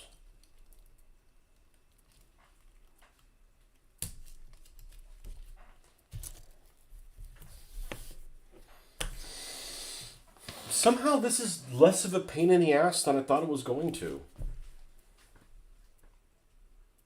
It's really not that bad. It's really not that bad. So I think we're going to go to Lowe's, and we don't have to pick up much of it. And we're going to pick up some of this stuff that's an inch tall. And I think cut out what size we want, paint it black, because then we don't have to worry about shadow stuff, and just go from there. I'm going to keep working on this one. This may end up being a base that I keep. You know, I just fix the outside of it, attach it to a piece of something. Maybe MDF. Maybe MDF will be a good base for this. But the cork is so much easier to cut than MDF. MDF is a pain to cut with X-Acto knives, and it's just a breeze of cork.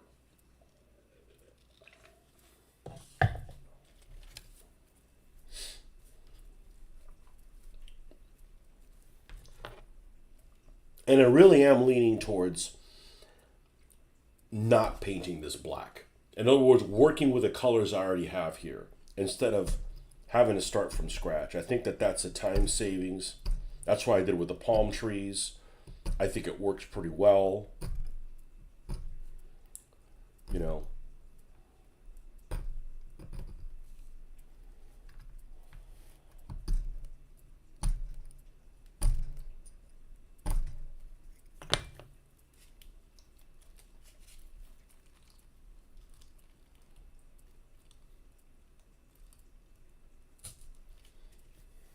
No. No. Not yet. Let's just go with the same size. We're gonna eventually pull these out. It's just kind of fun to put them in as we go, so that we can kind of see how it's developing.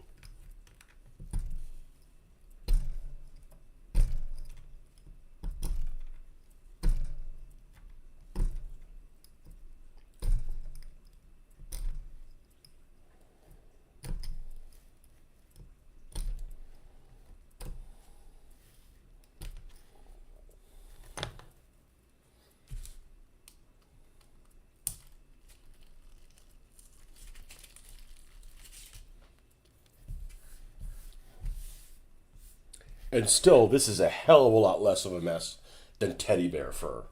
Using teddy bear fur for like kunai or something like that. Because the fact that teddy bear fur is synthetic and it's wispy like that, like you could just like blow and the next thing you know, you've got one piece that was here all the way over there, and you know, that's a shit show. I don't know if I was watching when you painted the palm trees. Did you prime and then paint, or just dry brush the existing paint job? So I took the existing paint job. The first batch I did, I improved upon. I changed my method. But what I ended up sticking with is I washed them all, dried them, and I dry brushed them. And after I dry brushed them, I put the strong tone wash. And I realized that dry brushing them without the strong tone wash on them made it likely for the dry brush to come off, even though they were washed.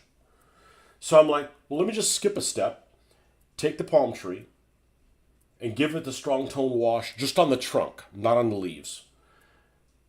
And so now we got a darker wood color. And then we dry brush the wood, and we dry brush the leaves, and then we sealed it with acrylic dull coat. And they're durable enough. I mean, yeah, you can get paint to come off if you're going at it. The whole point is to not damage them in simple handling. So I've already worked with the colors that were there. And I think that's the secret. Otherwise, you know, I mean, I'm never going to get off it's never going to get off the ground. It's never going to get off the ground if you just create so much work for yourself. Could they look better? Yes. Is it reasonable to ask? No. It's not reasonable to ask for them to look better. You know, maybe if I didn't have a day job, if I was going to live forever, you know,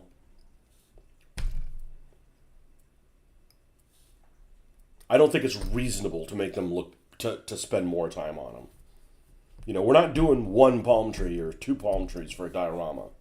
We're doing hundreds, and in the high hundreds.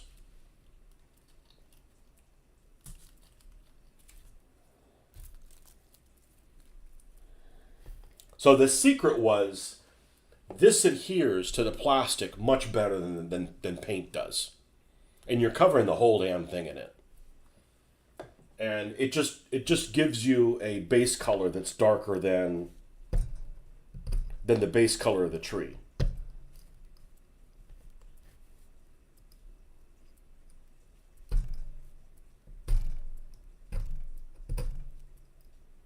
Well, I've done a fair number of these, and I'm not like super tired of doing this. So I'm doing something right.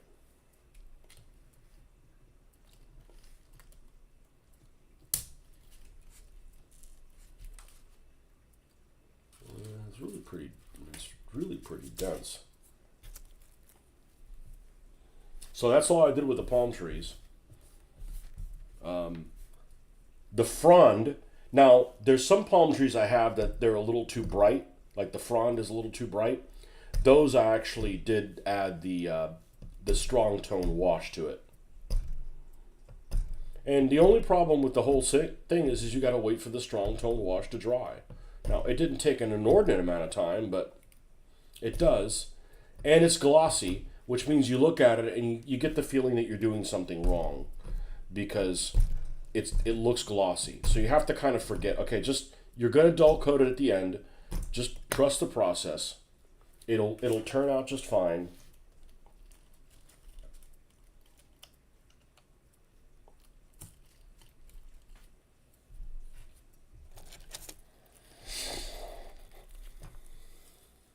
And this may be something that, you know, it takes me a week or 2 weeks to do.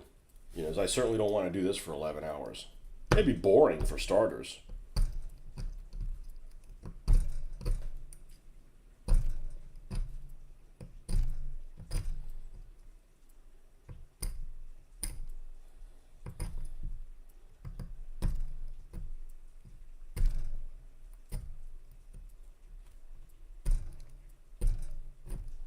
Yeah, but I played some Enlisted just to get kind of inspired by it.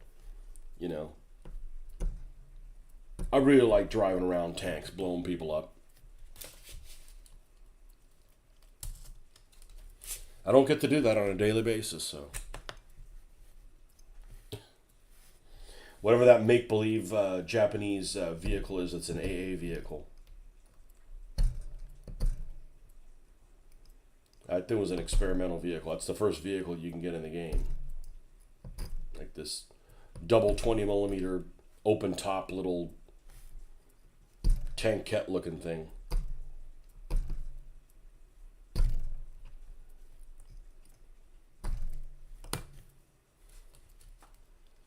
You show up in one of those things, you blow away like 12 guys, and you're like, all right, I kind of like this thing. You know, you got to play keep away. You can't go in there guns a-blazing, you know.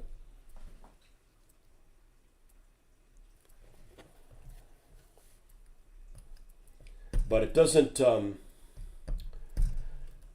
As much fun as the video games are, they don't quench your creative spirit. So I still want to paint. I still want to be creative, and playing the game doesn't solve that.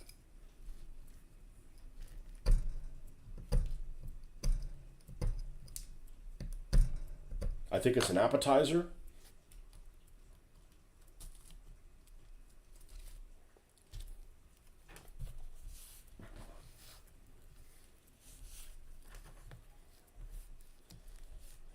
You know, and if I only have enough bamboo to make two stands of bamboo, I only have 2 stands of bamboo.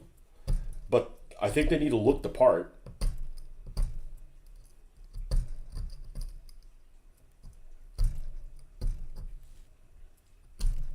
And who's to say the first battle I do isn't on a 2x4 table, a 2 foot by 4 inch table, a 2 foot by 4 foot table. There we go. 2 foot by 4 inch table. That's pretty narrow.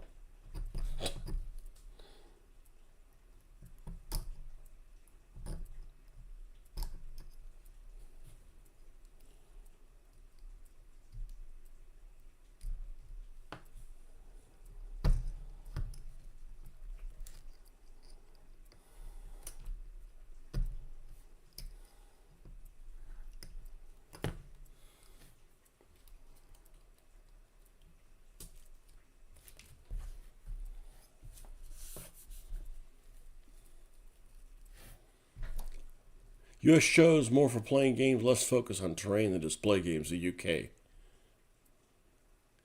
It would seem like Japanese tanks would be blown out of the water. Most of their tanks are like interwar tanks. They are. They are, but they overpower Chinese using the Chinese. The Chinese have even worse tanks. They got hand-me-down tanks from who knows when. Japanese tanks are great if the other side doesn't have any tanks. One tank is better than no tanks. So there's some of that going on. But yeah, I mean, you have to take something like a Shinhoto Chiha up against, which is really a medium tank, to fight like Allied light tanks to kind of be anywhere near a pairing. Because the Japanese have the disadvantages when it comes to the crew layout in tanks also. But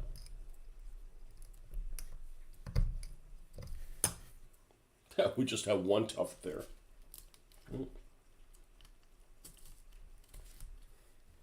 That's sometimes all you need for the inner trees. You got another bunch done.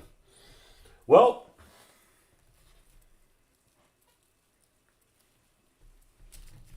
I may have to order more bamboo. Well, we'll just make one stand. I know I'm just cutting all these, they're the same length, but I don't know if these whimsical ones are going to be that useful. Maybe around the ends. Whimsical bamboo.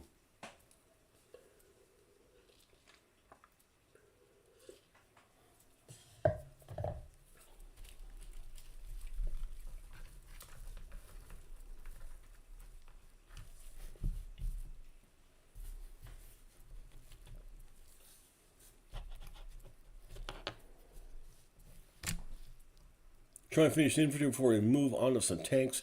Really want to paint some tankettes.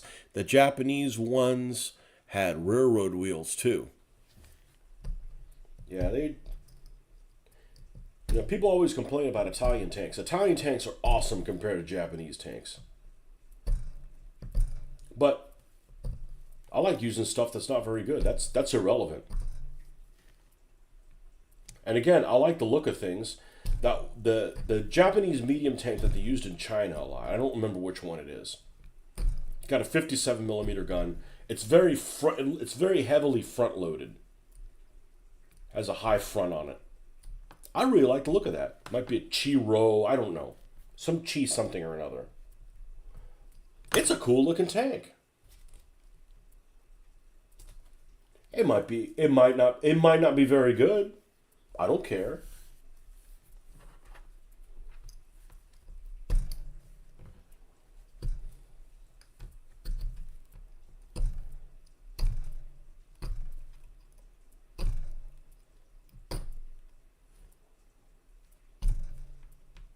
The Japanese tanks have small guns. They're low velocity. They don't have good armor. They're not reliable. They're not fast. What do they have going for them? Well, the other side might not have tanks. I might not have very many of them.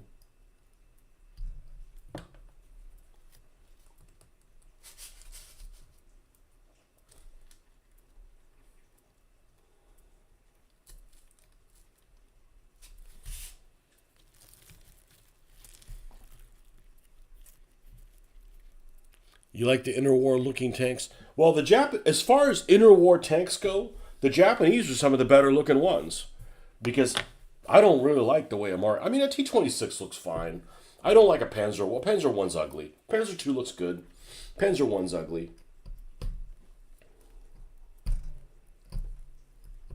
The British Mark 6s, they're ugly, but they're in an okay way. The Japanese tanks are actually some of the better looking tanks for the interwar tanks.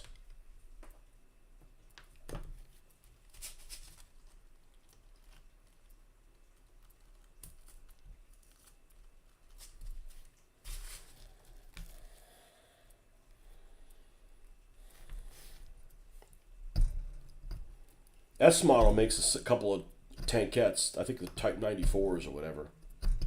And I think they're just machine gun armed. But they come to a couple of them to a pack.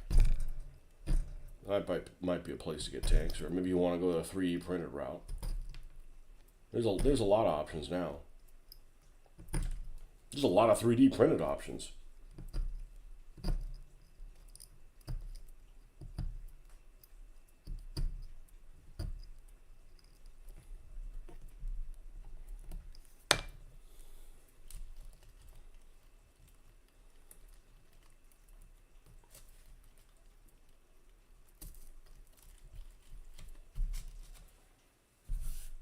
I don't see any point in gluing this in. You could just put them in there. I mean, this is going nowhere.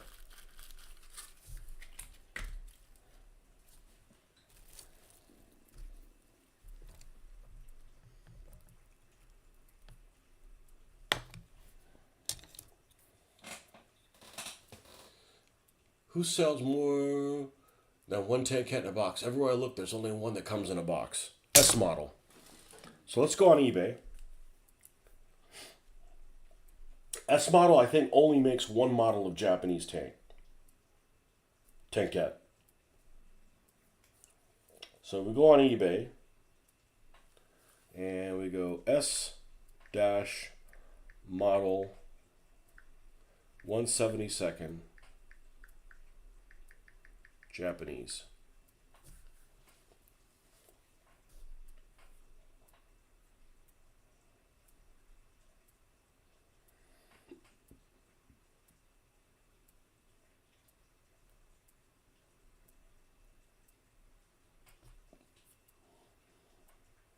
They might actually make two.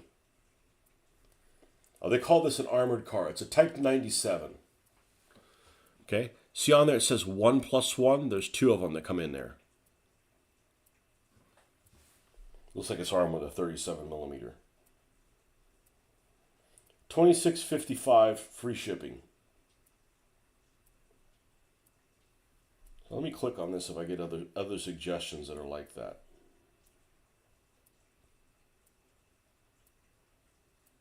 Oh, these are new. New model. Chinese Civil War. This is new.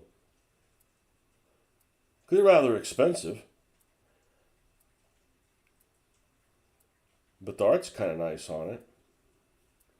Yeah, this is the tankette. I don't know why they call it armored car. 1+1. So you can find these for under $20 for two of them, for sure. And they're quick builds. They're not, and they're they're really decent, actually. I think that's the two models that they make.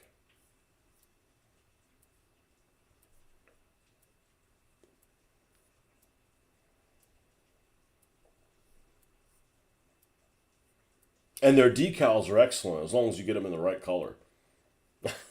I got some Panzer II decals that are supposed to be yellow numbers, and they were orange. I'm like, okay, well, that's not usable. But like the Panzer II sets, for instance, you get two vehicles, and you get decals for like 8. So I really got nothing bad to say about S model, other than I wish they made more stuff. They don't come with any crew members. You know, if that's an issue. It isn't for me.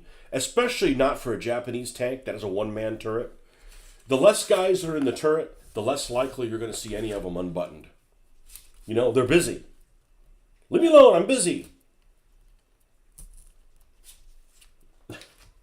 Leave that guy alone, he's busy.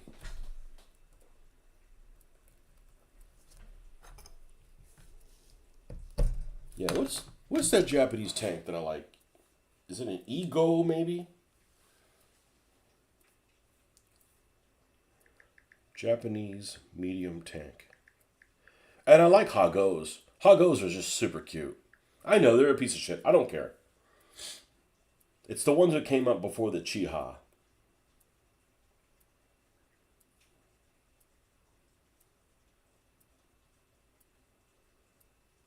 You know, some of these they built, or some of them are experimental. All these are good looking. All those tanks are good looking tanks.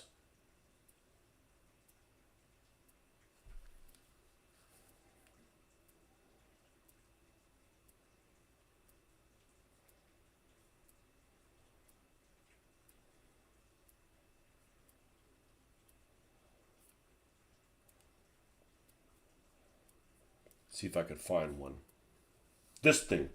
Ego. It's an Ego. I like it. I like the look of that tank.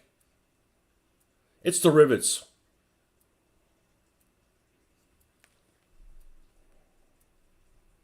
Type 89 Ego.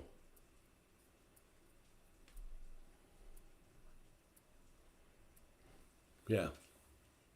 It's a cool looking tank. Yeah, it's not overpowering. You know, it's got a 57 millimeter gun, couple machine guns.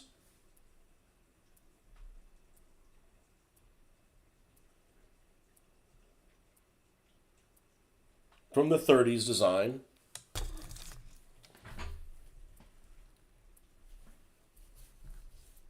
Ego. Yeah, I got one of those in War Thunder. I don't do very well with it, but I'm the shittiest with tanks for sure. You'd think it'd be planes, but nope. I can hold my own in planes.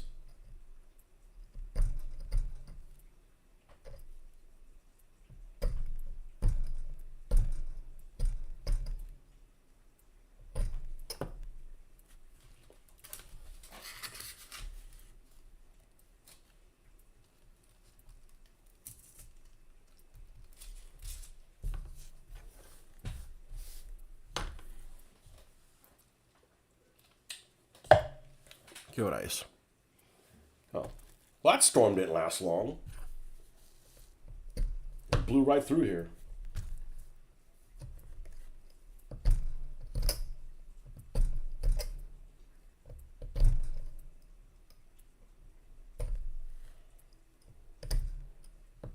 I'd much rather do this than do scissors.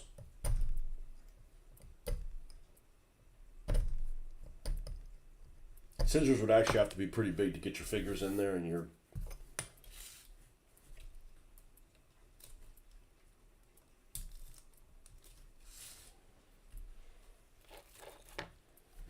Let me get more drink. A Polish company has a really good Ego model that I'm really tempted by.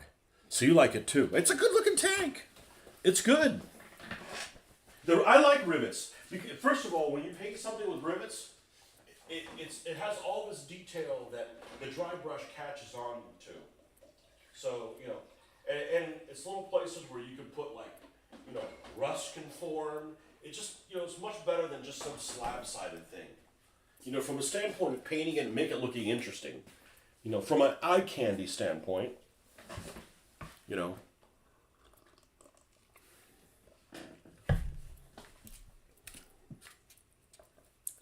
not glued in. Hell, I may just leave them on this base.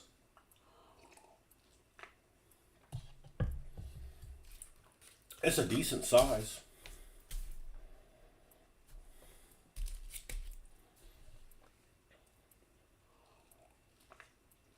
You can see how I've already started changing the way I do things, right? I just cut off one side. These ones are in the middle. I got everything cut off. You know, because the one side will probably work on the ones in the perimeter, but the ones in the middle just need to pretty much just be stalks. Or they're just not going to fit in there. Well, like I've said before, I'm glad you guys are here hanging out with me. You guys gave me the motivation to do this. Because I don't want to sit here and do this just, you know, all by myself. It's boring.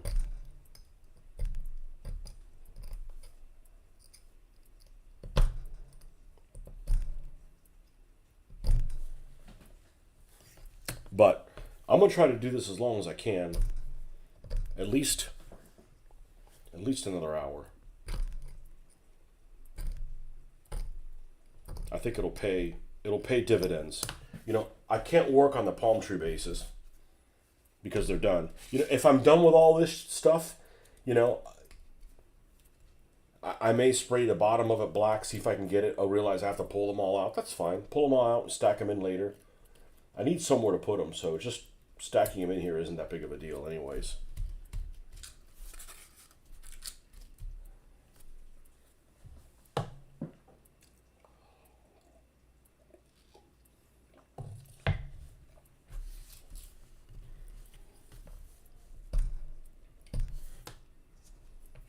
It's likely that I'll be able to do a stand of bamboo for this by the end of this weekend. I think that that's a reasonable goal. And if I don't, I don't. But I think I've moved the momentum enough that, you know, you just get to a point where you do enough of something and you're like, you want to see the end result, so you're going to push yourself to finish it instead of be like, man, I don't have anything to show for this and I got so much to go. I think I'll just give this a rest. But if you're almost done with it, you're like, oh, come on, I want to see this thing finished.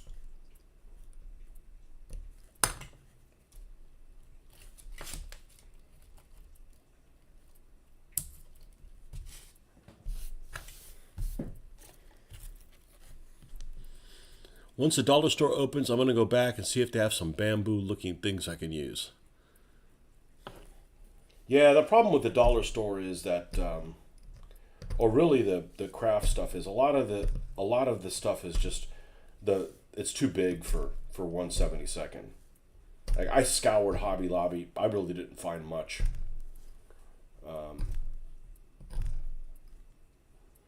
This guy that was making the bamboo clumps, he was doing it for 15 millimeter. If you look at it, the palms are the fronds are really too big for 15. Does it work? Yeah, but it'll work better in this scale.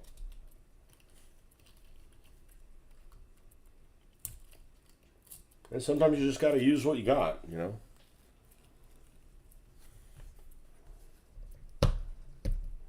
I don't know what the hell these are intended for. Maybe aquarium plants?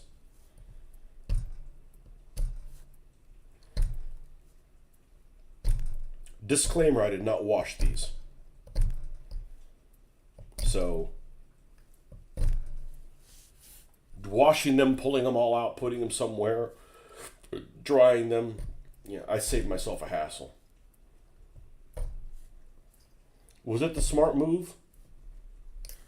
We'll find out.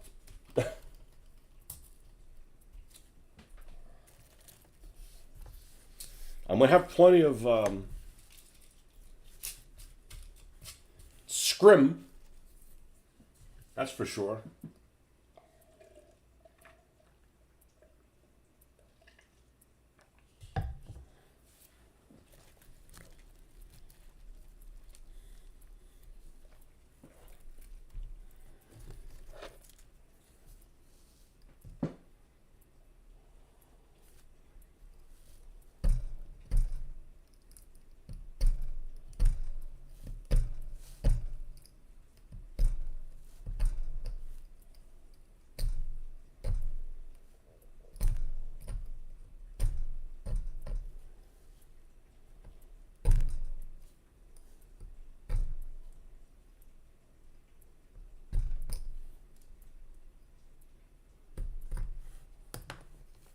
I'll leave that one a little bit more tufts on it.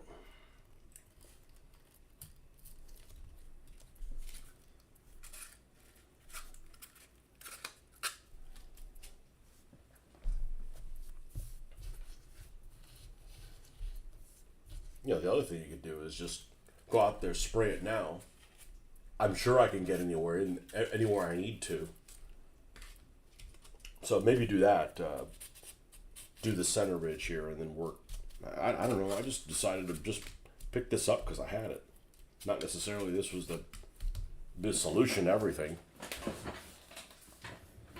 It shouldn't really get damaged because you don't have to move anything out of the way. It's basically impassable. You know, go look at a group of bamboo. Animals can't get through there. I mean, maybe a snake, if it's really crafty. It's all up in itself. Man, and I went to Michael's the other day, and I saw they had a pack of animals. I was really tempted to buy animals, but they were just too expensive. It was like $20 or something like that for like a tiger that would have worked, and like that was it. Like the other animals were just like way out of scale. The tiger would have worked, but I want a fucking tiger. That'd be awesome. First of all, I look forward to painting the tiger. Like that's like, you know, something different. You know, or a water buffalo. I just don't want to spend a lot of money for it. And, you know, some of those miniatures they have that are like wild animals, they look kind of funky. Like, you know, they're related to Bill the Cat or something. Or they got beat up in school. It's more like that. That happened with dinosaurs. You get some dinosaurs. Dinosaurs that were beat up in school.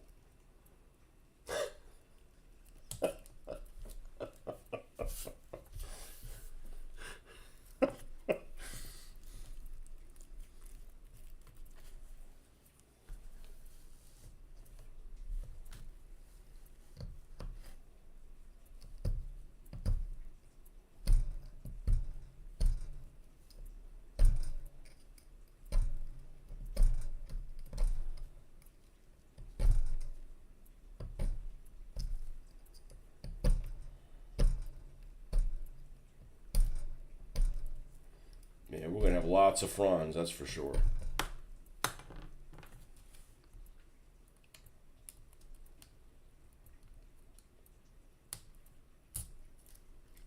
And I don't know how helpful it is that there is a skim coat on this. So that helps this being a little bit more robust. I don't know if that's just like an added bonus that I hadn't really considered. Have I heard that story of the retreating Japanese that ran through a croc-infested river? Yeah, it was in Burma. Yeah, I want to say it's in a war game. I want to say one of the war game magazines have that scenario. Crocodile Island or something like that.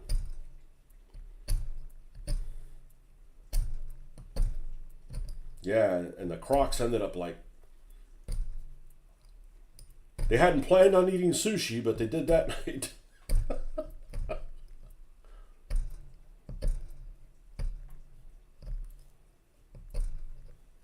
Got to be a lot of crocs or a rifle. You know, a rifle can take out a crocodile. I'd imagine pretty easily. Oh look, there's a tiny little tuft there. He stays. He'll live.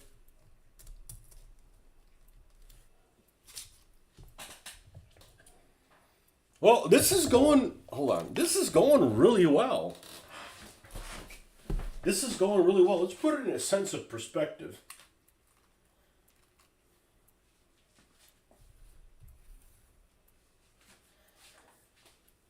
Oh, geez.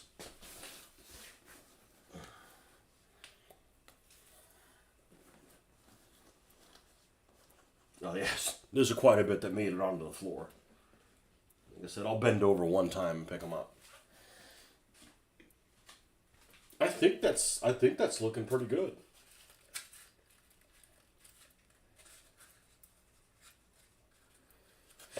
Yeah, you definitely want the ones in the middle without the tufts on them.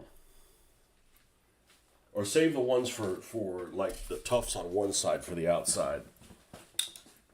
So like, you know, this guy, this one, this one. No, that one's good. Now let's say we put it back in. What happens? It still holds. Okay.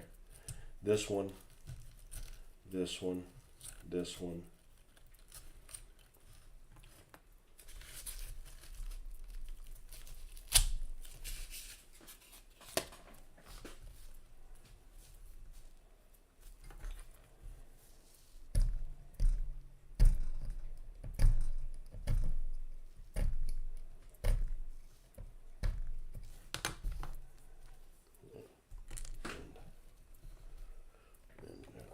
I'm just kind of winging this completely,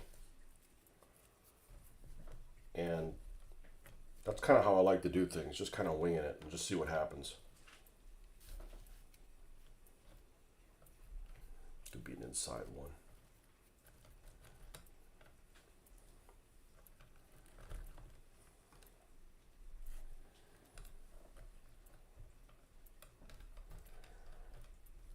That's it, right? Okay, these are the outside ones. Okay, cool.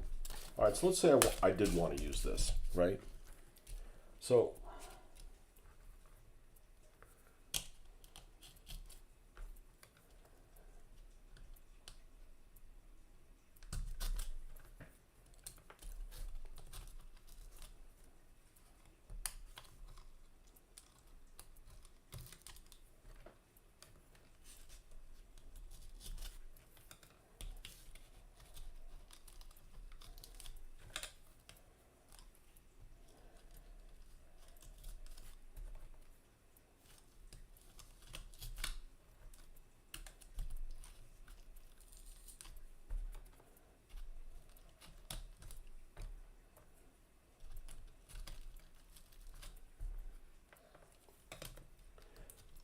I'm already getting the idea that, if you want to make a group of bamboo, use all the same size bamboo.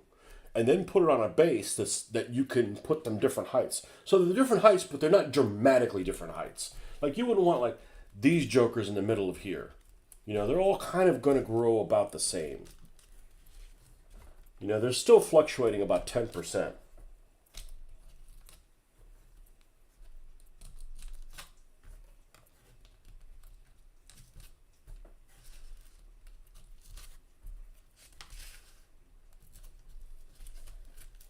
Man, I hate to say it, this is kind of fun.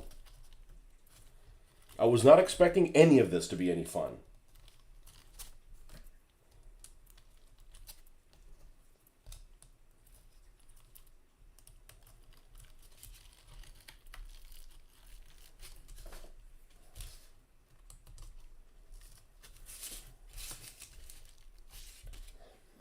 Okay, we're going to leave these guys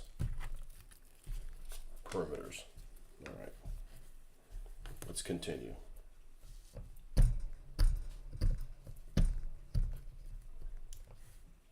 Oh, one is just a stalk with nothing on it. Okay.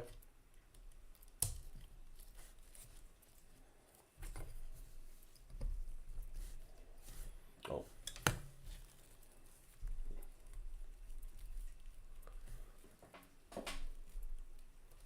I'll need a panda. Cocaine panda.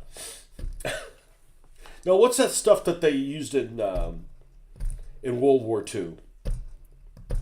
The uppers.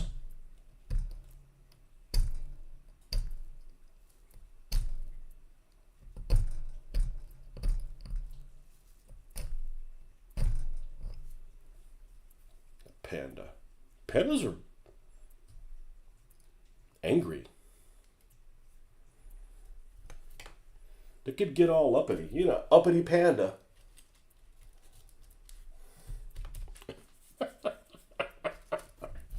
What? Get out of my bamboo! However they make.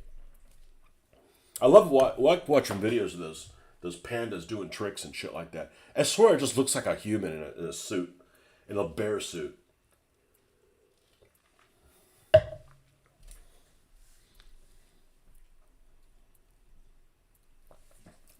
Yeah, well, how else would you do bamboo if it's not impassable? I guess you could have a little here and a little there, but... you go to Europe, there's no impassable terrain. I mean, you could destroy this by, lobbing shell upon shell upon shell, but not within the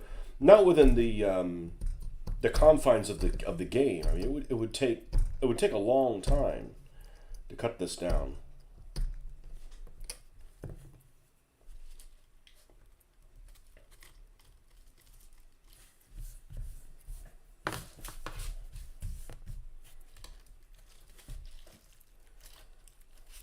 Yeah, I think this was, this was totally unplanned. Like, I knew I had this piece, I saw it the other day, and I'm like, didn't really think anything of it. I'm like, I just kind of wanted to put somewhere to kind of assemble them, and I'm like, it just kind of fucking happens. This is how I like to do things. Just start doing it and see what happens. And, this isn't taking that long. Especially if I don't have to paint these things. Other than, airbrush them. Now, one of the War Games magazines actually had bamboo done in some way, and they didn't paint them. They'd still look like plastic plants. That didn't work for me, you know. You spent a little bit of, airbrushing doesn't take any time at all. You can airbrush them. We'll leave that. Let me get that little stalk there. There's a half one. There's another half one. There's another half one. I thought I'd put them over here. I guess they went lots of different. Oh, this one's mostly empty. We'll add that one here.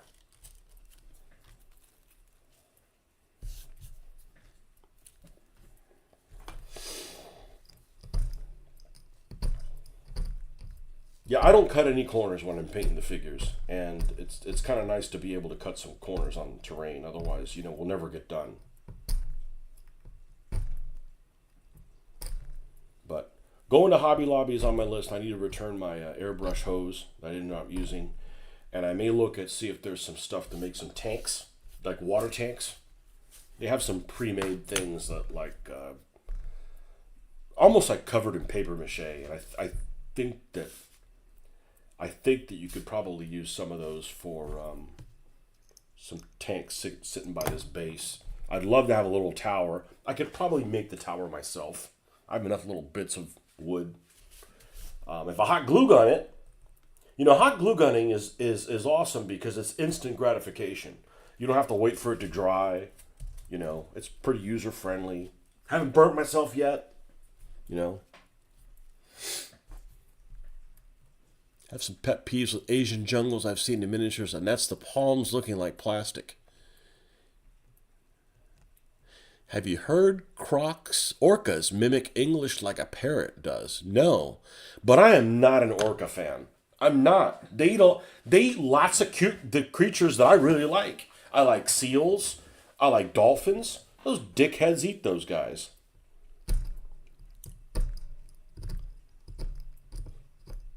They go after sperm whale babies. Screw those guys. Oh, no, I didn't hear that. And they probably attack humans too. They're pretty ruthless. They're pretty ruthless. And dolphins are awesome. I'm a big dolphin fan.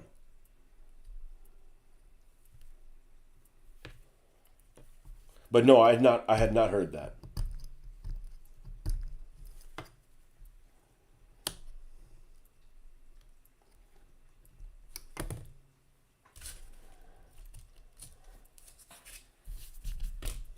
Yeah, no, this is going exceptionally well. At this point, the worst thing that could happen is I have to pull them all out again because spraying them black was the first thing I needed to do, the base. Okay, no problem. I like plugging them in there,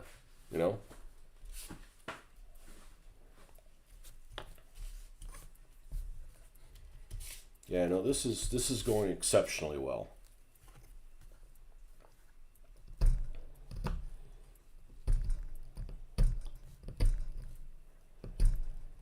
Yeah, well, the thing with Asian terrain is, go look at it. I wonder what terrain in Asia looks like. Fucking look it up. We got Google Earth. Go to, the Philippines or whatever. Go wherever it is that you want to do. I mean, there's inspiring stuff there. One of my favorite things is go on Google Earth, and Google Earth has this little thing at the bottom where you can select pictures that people have taken.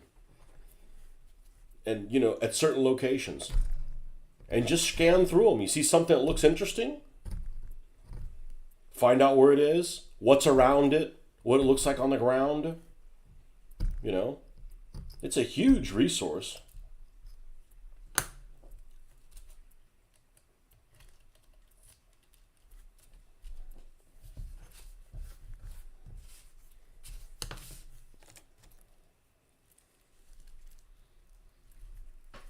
Be fine hand painting the base, I reckon. Yeah, probably.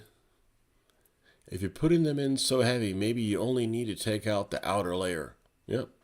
The Heinemann! In Japan, I was surprised how tall their trees were and how thick bamboo stock can be. Oh, yeah. I mean, it's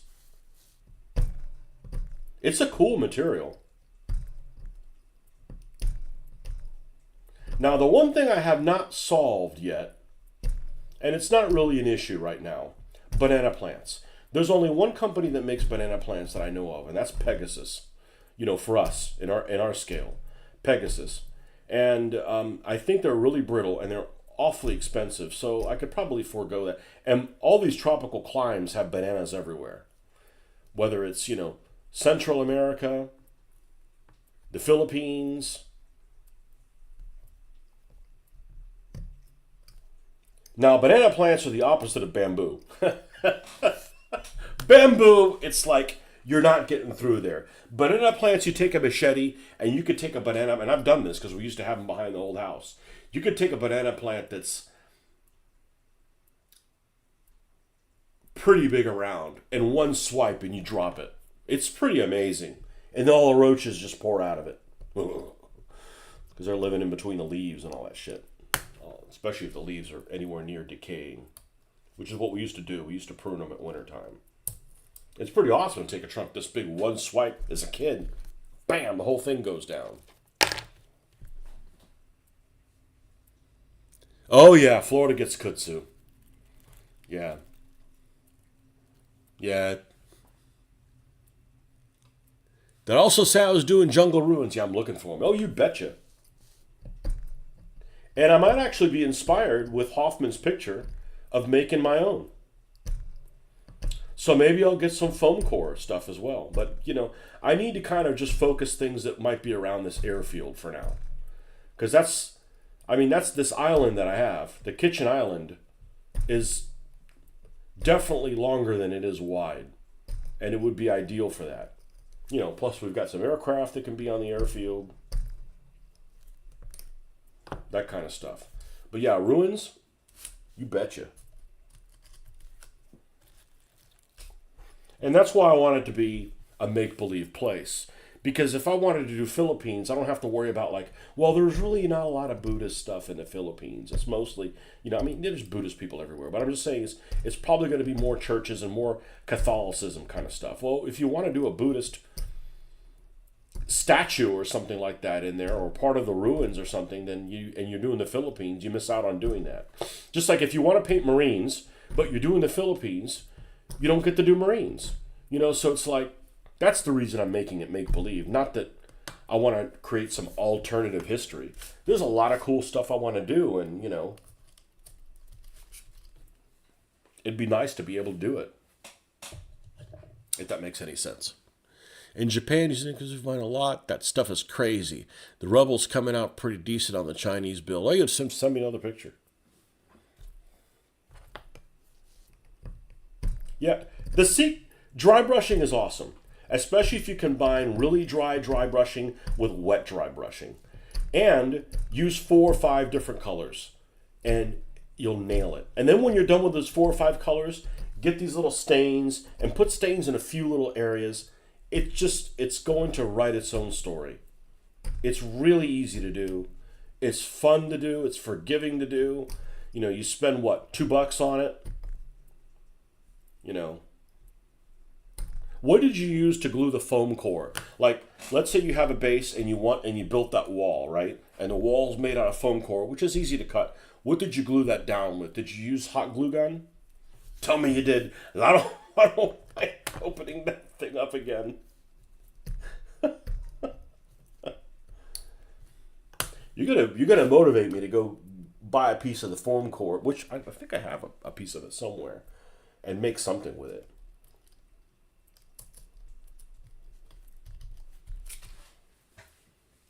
This is the thing I'm the most impressed about at this point is the fact that I can stick it into this material and it doesn't move, and I'm not stopping to glue it.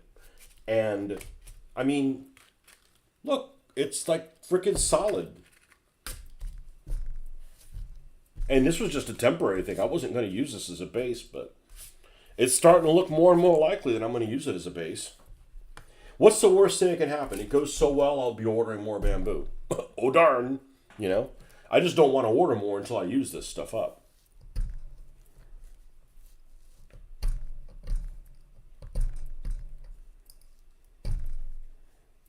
You'll eat the food, but you won't play the army. One of my favorite sayings.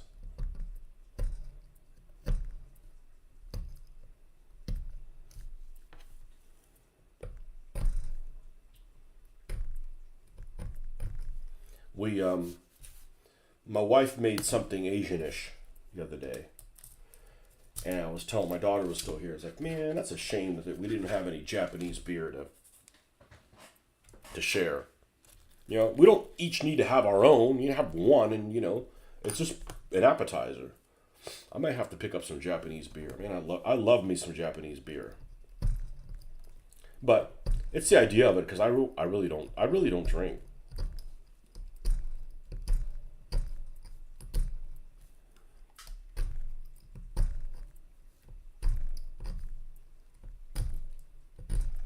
And probably don't need to be having it if I'm playing with this knife. Although it's not like I'm going to lose a finger or anything like that. I'm actually surprised how few times I've actually cut myself. A lot of this, you're not putting a lot of force behind it, so it's not an uncontrollable thing.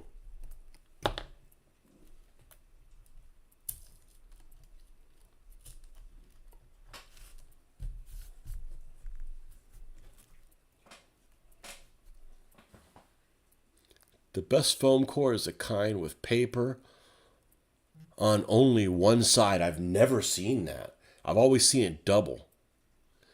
Everything hot glue with this build. How does the hot glue react with the foam that's in the middle of it? Does it like melt it quite a bit? You got to be careful with it. At the club today, some guys were playing North Africa Chain of Command 2. The scenery was spectacular, very inspiring. Did you take pictures?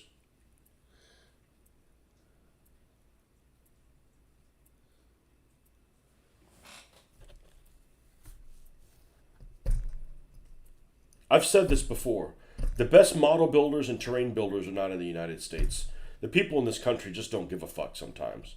And there's people that don't give a shit in other countries too, but you know, you go to Historicon, I am hard pressed to find games that are put on that look spectacular. They just don't. And it doesn't make any sense because the ones in Britain, I think almost all of them, there may be one or two, are one-day events. So if you're making really elaborate terrain there, man, you need to hustle all day long because you only have one day to do it. But the stuff I've seen in British stuff, British magazines, much superior than the stuff here in the States. Hey, I call it like I see them, you know? Now they just got to work on driving on the correct side of the damn road. Never going to leave that one alone.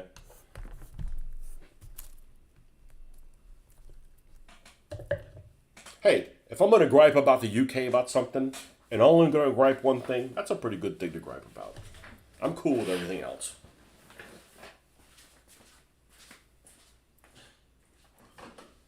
Or at least, like, don't pay taxes. Like, oh, you got to drive on this side of the road. Well, do you have to pay any taxes here? No, it's tax-free. All right, we can work with that. Shifting with my left hand. What the hell? That's got to be weird.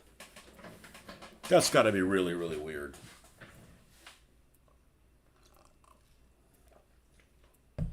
Left-handed people love that, I bet.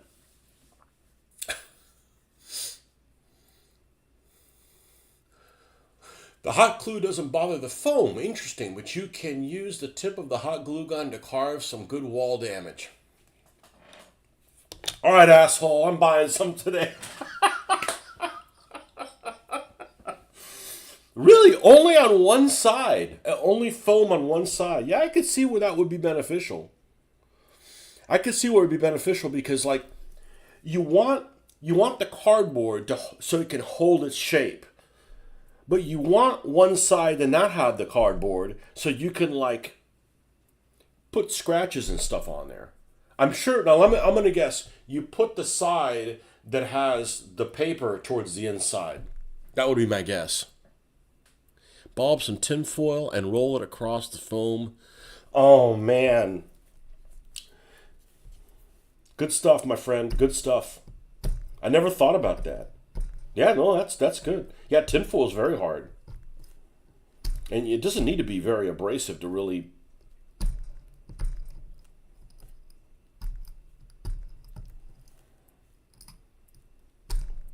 No, that's great.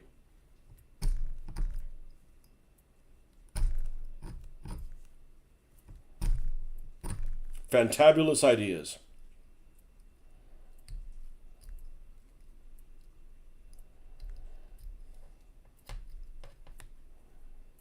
Ah, we'll leave that little guy in there.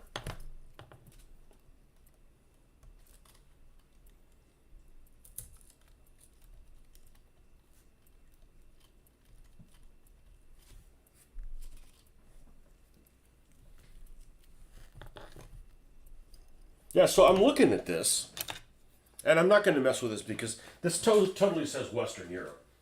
And it's just, I can't hop between both sides. But I'm looking at this.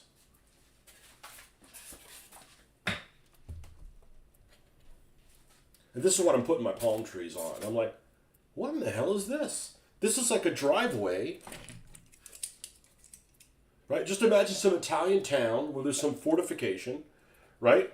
And there's a place for cars to park shit underneath here, right? And then all you got to do is like do something with this, like fill it in, put a tub here with like a 20 millimeter gun or something like that. Maybe do something on this side, maybe not. You know, I mean, this stuff breaks up great. I mean, this looks like it's damaged. You know, the sky's the limit with that kind of stuff. I'm going to need to buy another house though to store all this stuff, but.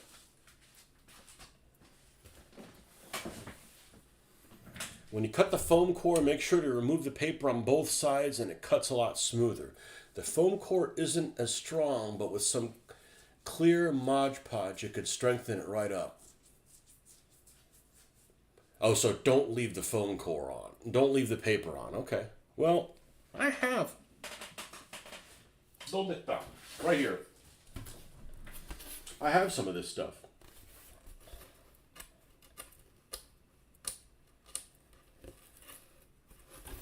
I have some of this.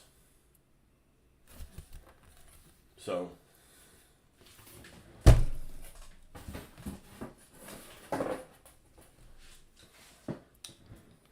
All right, I go to a little bathroom. Be right back.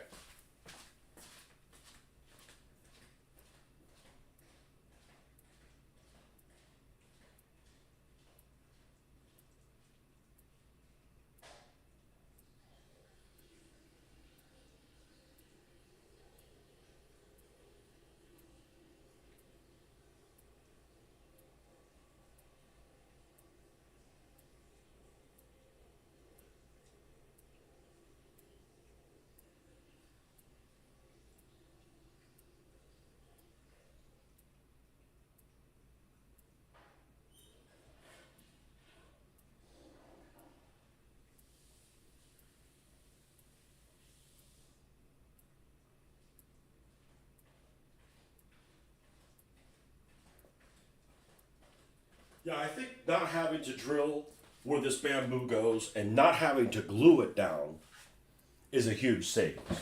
I think that is a massive savings. That's the fancy foam core. I got the real thin ones at the dollar store. That's how I began modeling with when I started. You should really... Let's see. Let's see if I can reach them with this step stool. Maybe if they're in the top one. Nope. That's my chin Chinese. What about this one? I'm looking for the one that has the bottom. Nope. Not those. Anyways, the first things I did when I made those camps, I put a screwdriver and made blocks out of it.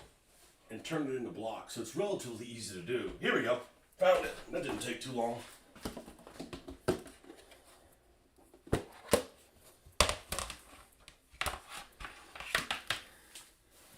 One of the very first things I made was this. This is what I was talking about the other day. Whereas this door is just made out of cardboard and painted like it's wood. So there we go.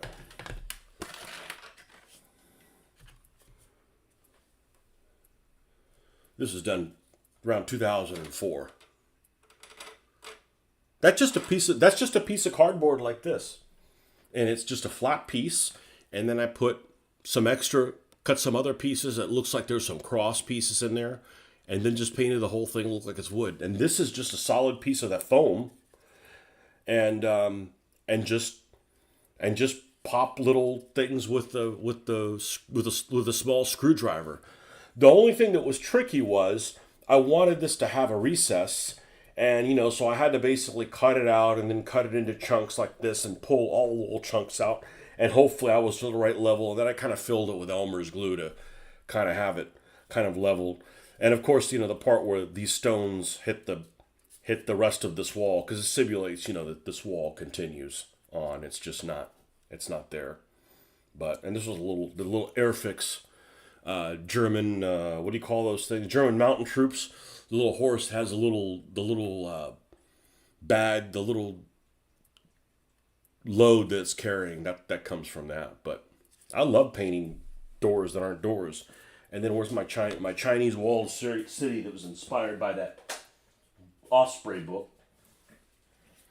This one again, it's black on the ends because it continues. I just cut with an X-Acto knife, relatively straight, came around this, and then just came in and popped individual things out. That's actually my third attempt. My second one was the Korean one. Kind of rubbled a little bit. Yeah, I could totally do that with one of them. And there's a lot of styrofoam at work. A lot. A lot that just gets disposed of. Like, there's unlimited amount of styrofoam at work. Now, none of it is the solid styrofoam. It's all, the one that has a little round little balls. But there's a lot of styrofoam at work. See if we can put this in place and it doesn't slide off. There we go. So, yeah, we're gonna make stuff look good, man. We're gonna play on things that look attractive. Yeah, the Korean one. The Korean one. It's the paint on it, Yeah, it looks great. Black Magic Craft has some great tutorials on making wooden doors. I haven't seen their channel. So what do you think? This good for like a Singapore little vehicle or whatever? I think this would just be fine.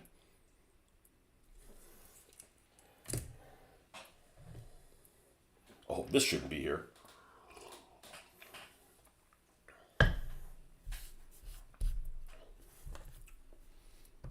I'm always drinking fluids.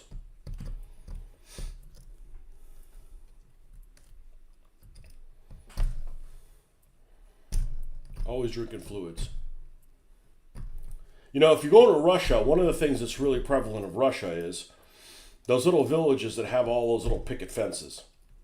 But they're shoddy picket fences. Picket fences that are not good for much, and Panzer IIs like to drive through them and stuff like that.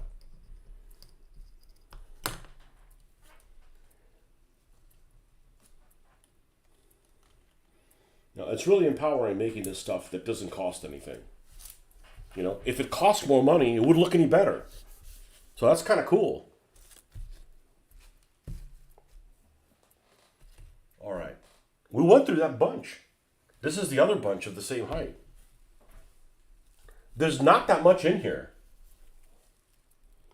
There's really not that much in here. We'll chop this shit up.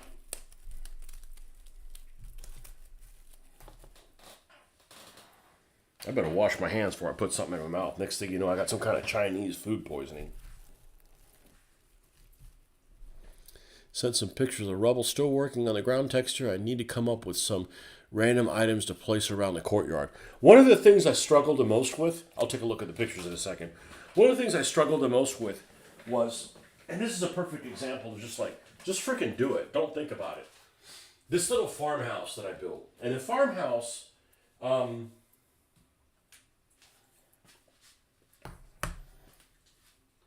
turrets. Got stuff in the way here. The farmhouse had a unique problem, and that is I was concerned that, yikes, I was concerned that the base it was on was not going to turn out. I wasn't going to be happy with how it turned out. And the reason for that is, first of all, I was concerned that a lot of this stuff was going to be very difficult to paint if it was damaged. And then I quickly found out that it damaged actually looks better than undamaged. Man, this thing's heavy.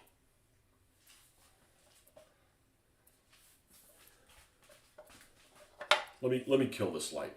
It's kicking back a lot of white. It's going to look a lot ashier than it does.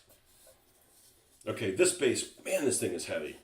I was concerned that this roadway with the pavers was not going to look right, and then it dawned on me. I gave everything a wash of the strong. I painted the individual bricks, gave it a wash of the strong tone, and I painted some individual bricks, and it didn't take that long to do, and I'm really happy with how it turned out.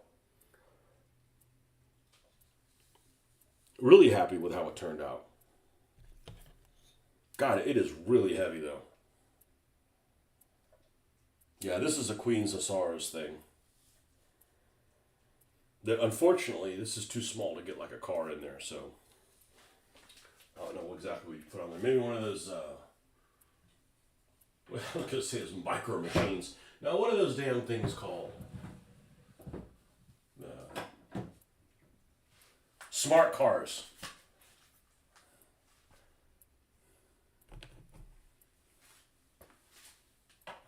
Yeah, you could totally make that kind of stuff. I'm gonna do something, but it's got to be like Asian themed. So I've got to. Maybe I do need to get on. Maybe I do need to fire up Enlisted and play the Pacific maps and see what's there. I mean, you have a lot of like houses on stilts, little dockyard with like a stuff there.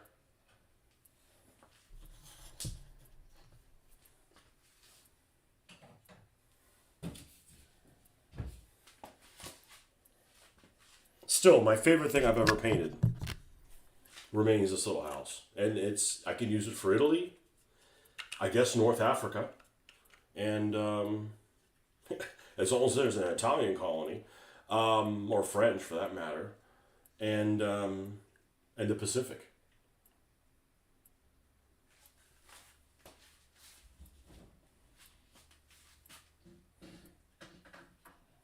And that's a 15 millimeter thing. And honestly, it looks just fine.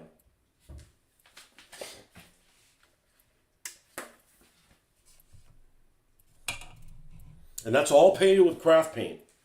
All of that stuff. So don't be knocking craft paint. You know, the thing with craft paint is you can sling a lot of paint and not worry about it hurting your pocketbook. Or you're not, being sad about it.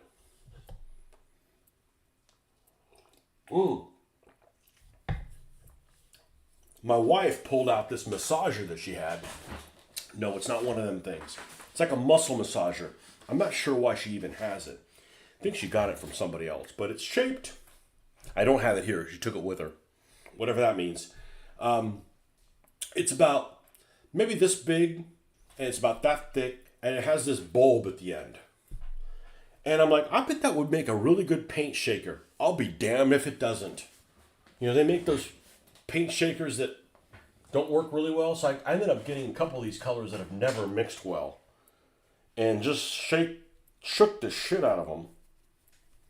And it worked. I guess it worked pretty well. Some of these paints don't mix well because I think that they have parts in them that have just solidified. There's no way fixing that. But I'm like, well, I'm glad I didn't buy a paint mixer. Yeah, Etsy has all kinds of stuff. Have you bought there's and you can get them through Amazon, and they make some Russian buildings. Let me see if I can show you one of them. Oh, you sent me a picture. Let's take a look here. Oh yeah. Oh yeah, that looks good. That looks good. especially if some of that rubble is movable. It doesn't have to be movable, but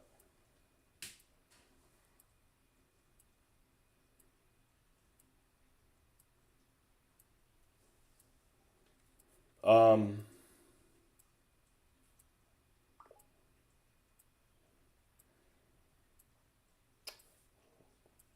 let me see if I can find this.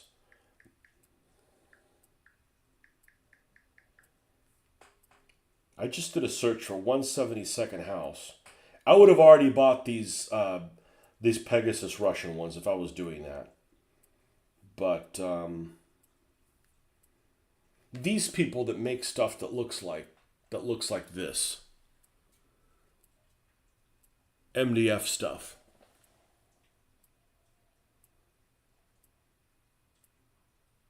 Holy shit.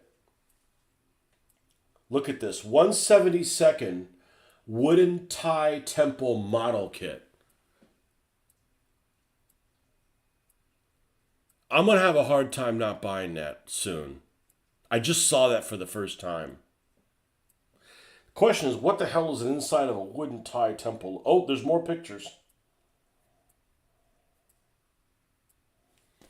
Look at that.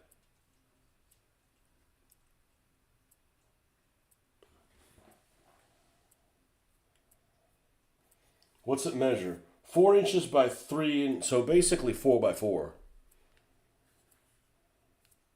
Oh, it's got like a little rising sun here. Oh, it's got a little rising sun here on the front.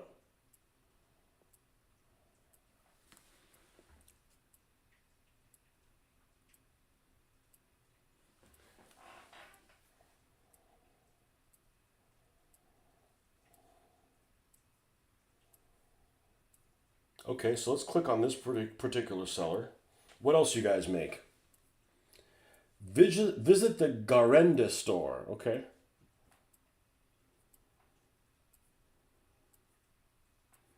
You have all kinds of things that don't. What is that called? It's called.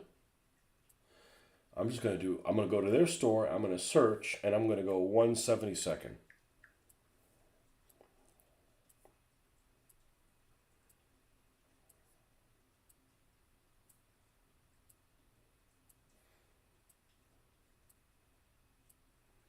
Yeah, you see, they make these brick walls. You could probably make them yourself. It's a company called Garende.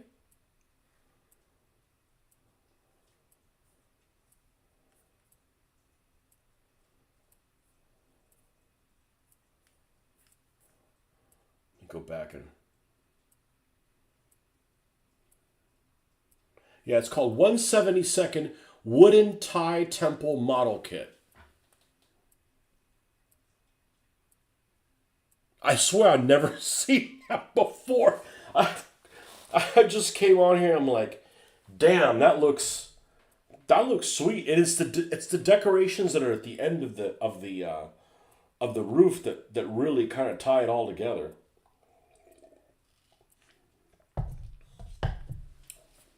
16 bucks. I'm gonna save this for later.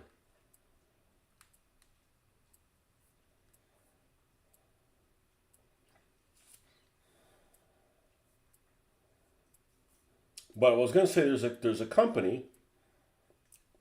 This one right here. They make several of them. And look at the details around like the door and stuff. Definitely like Russia. What I use for sandbags? I haven't bought any yet. Some people use chiclets.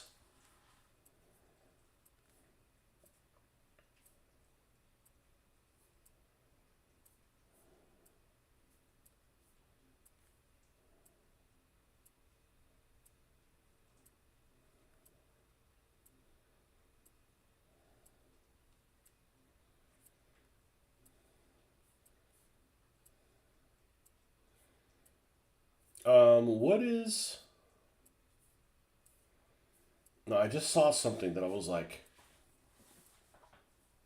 oh yeah, look at the name of this tree company, Momunan, Momunan. Mooonnon. I swear this, like, they have so many of these, like, side gigs. They got to come up with, like, original names for this. Chiclets like the gum? Yeah, chiclets like the gum. Yeah. Yep. Wow. Well,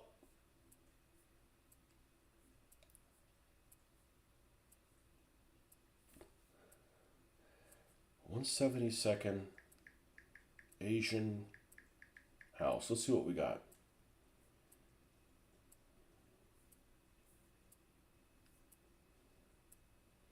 There's a shed.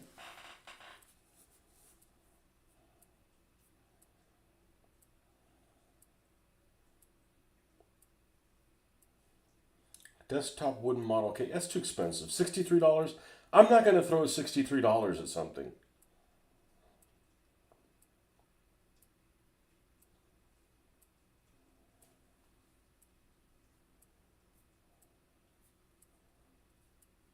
Anyways, half the fun is looking for this stuff. You know? Half the fun is looking for, oh man, what about here? Oh, maybe I can make this work for something or another. That's half the fun.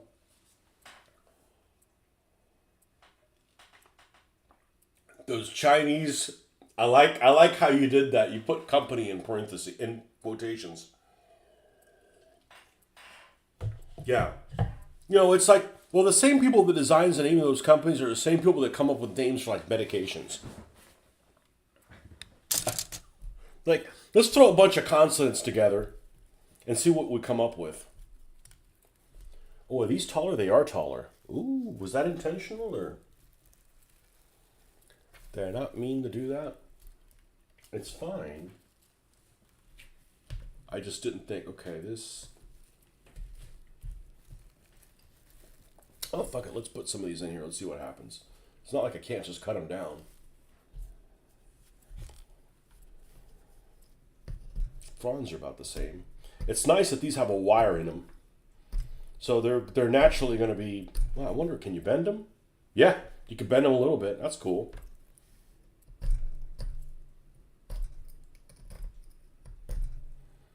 Okay, these tall ones aren't as good. They don't have all little. They don't have a little. The little separations with them aren't as good.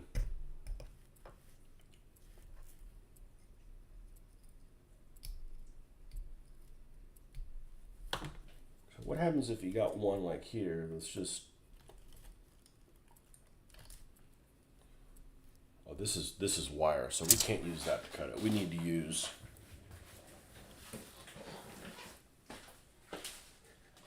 We're getting a lot done for just it being this a learning exercise.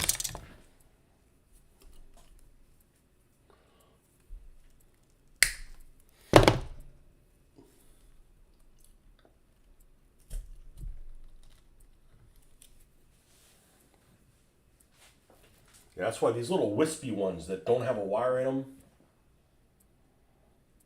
I don't know how they're going to work.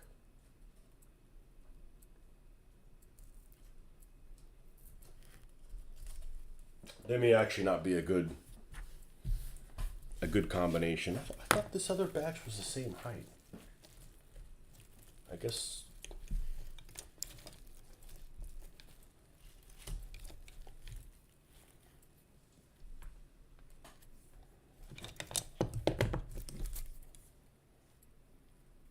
Now here's something crazy.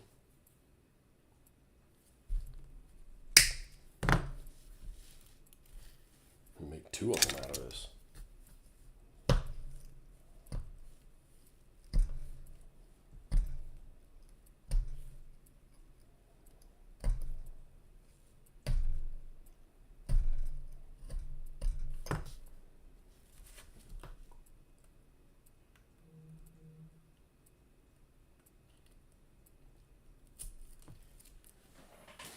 What was that?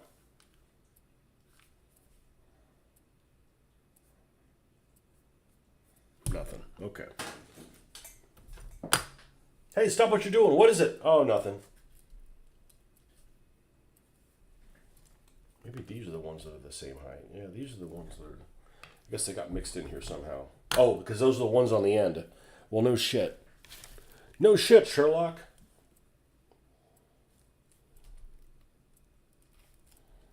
Yeah, we'll use that one on the outside.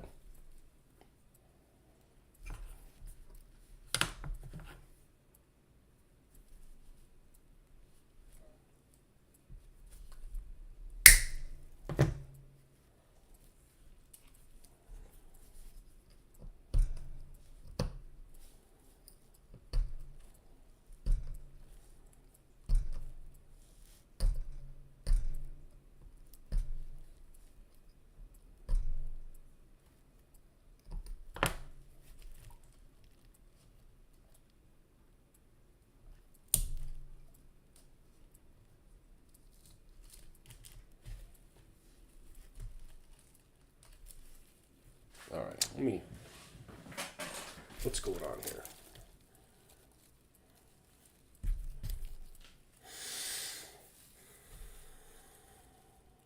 These are the same as this, okay? And these are the same as this, and these are the same as this. Maybe I just didn't have very many of this size, and I went through all of them. So I picked kind of a unique size. All right, that's fine. That's fine. We're learning here.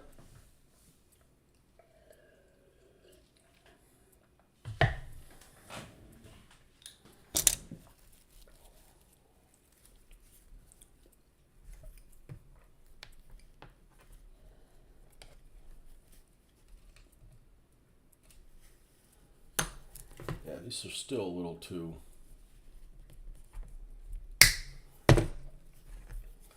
large to mix in with these other ones. What we'll do is we'll pull these out. We'll know what height they are, and then I'll know which one of the two that I ordered.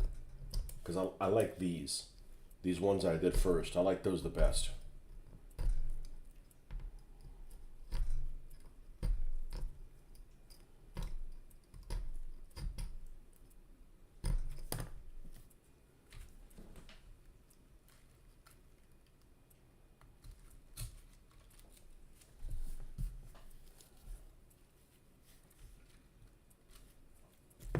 I don't mind them being a little taller, but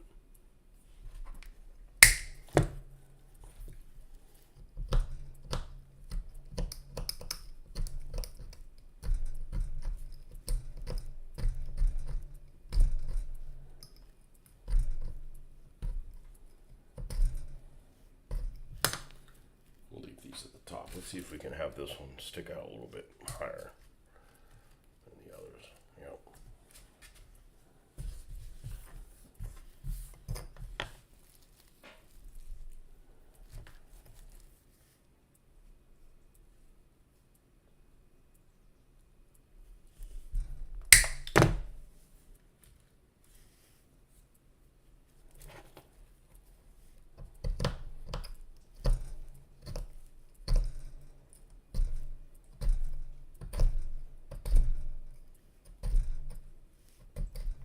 Now, I think the fact that they're already green, though, that's helpful.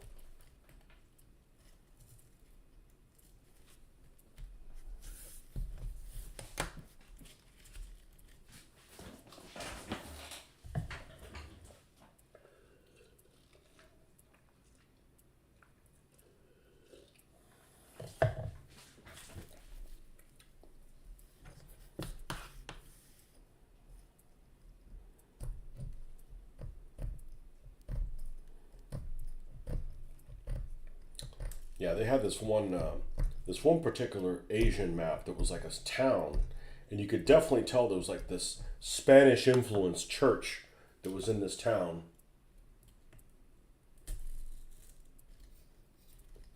We need a little bit more fronds on that thing. Let's hide this one a little bit. All right, let's do another really tall one. What kind of frondage do we have here? Let's take everything down from here. We'll leave these top ones.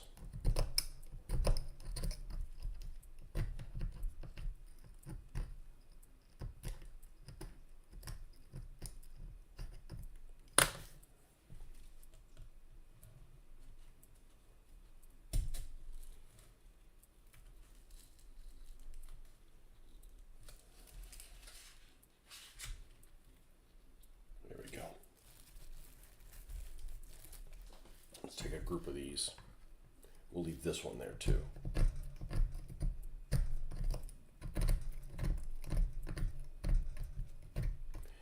Well, the knife, the blade has stayed pretty sharp through all of this. Yeah, we'll leave that little guy in the bottom.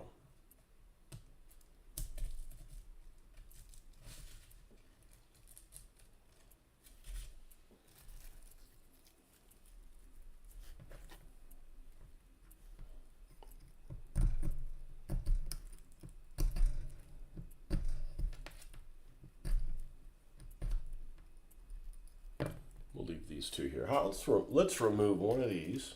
Oh.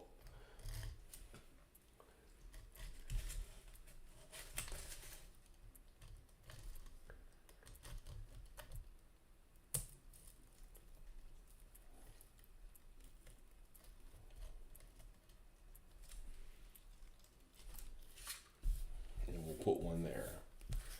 And then this just ended up being just a stalk. Funnily enough.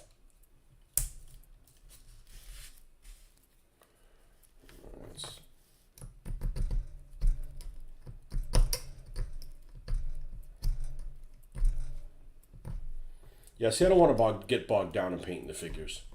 None of this inspiration I would have. I mean, his figures will be inspirational.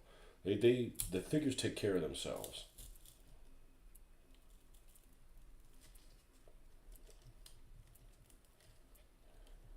I could bend this, right? So I could just like bend it up towards.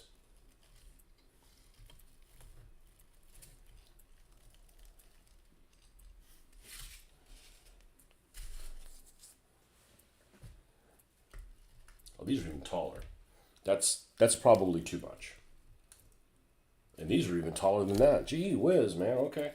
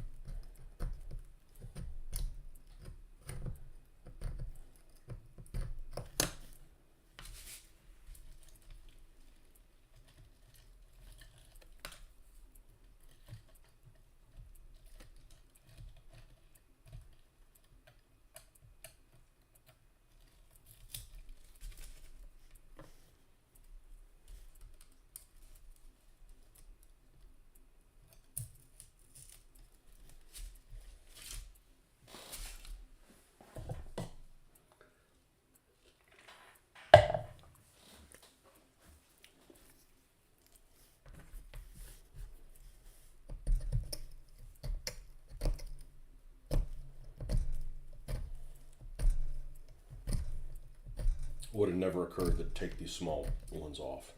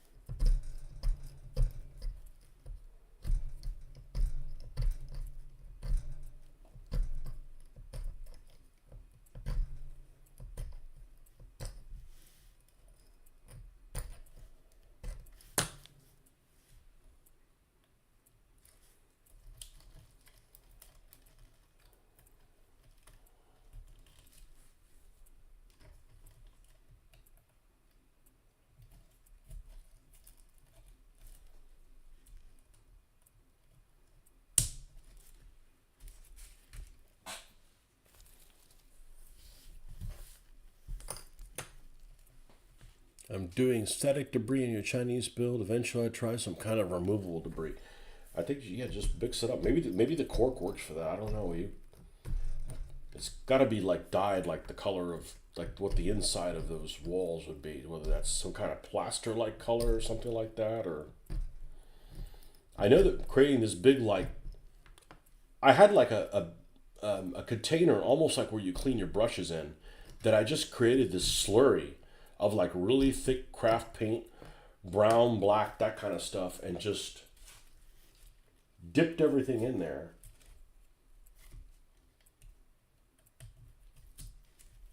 and they came out looking like a bunch of different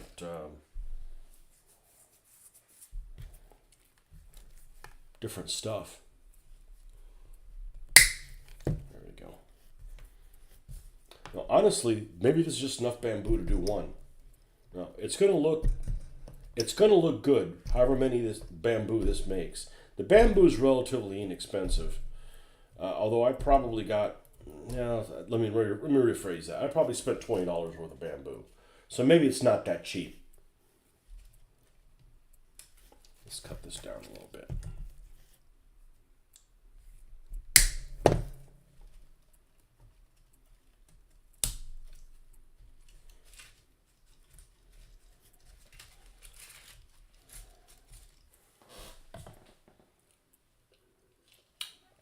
Where's my little Japanese guy? Oh.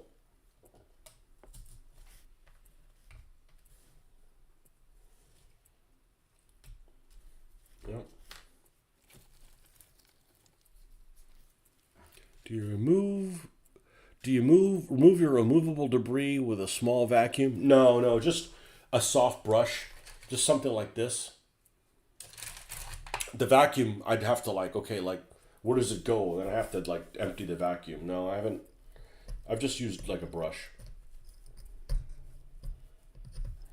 And I bought, I don't know, 30,000 bricks. I still need more. The problem is those things are really hard to find. Forget cost. They're really hard to find. They're made by a German company that won't sell to the public. So that's a couple strikes against them right there. You know.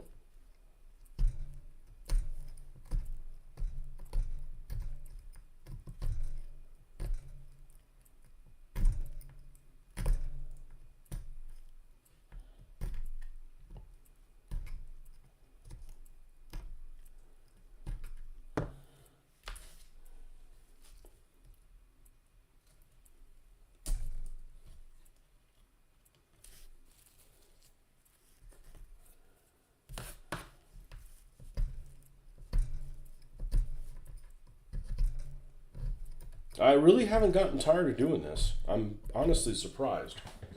I must be doing it right then.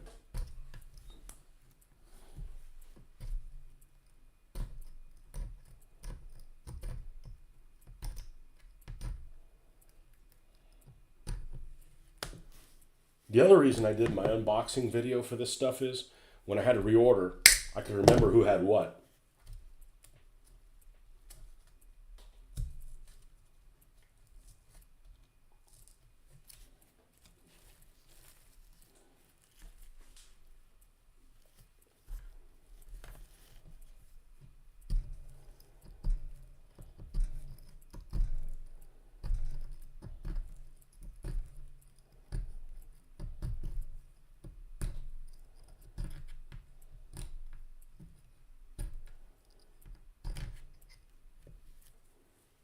You know, the only downside I see to having removable terrain is you can't lean on it, right? You can't if this is covered in roughage, you can't lean on it because you'll have it on your arm, you could damage it, that kind of stuff. But as long as you don't need to lean on it, it works just fine. You could vary, you can put it down and go okay, this area needs a little bit more rubble here, or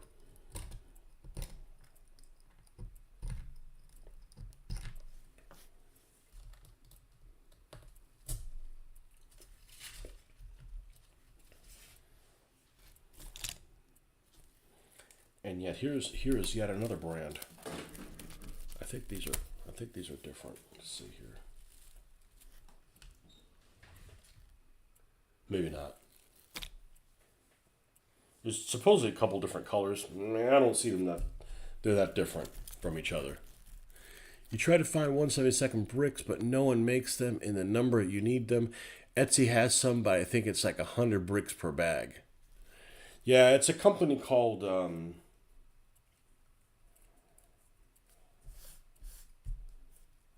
Juwela or something like that.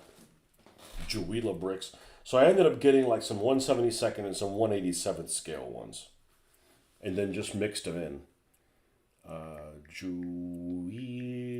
La Bricks. Yeah, Juweela. But they don't sell to the public. You know, so you gotta like.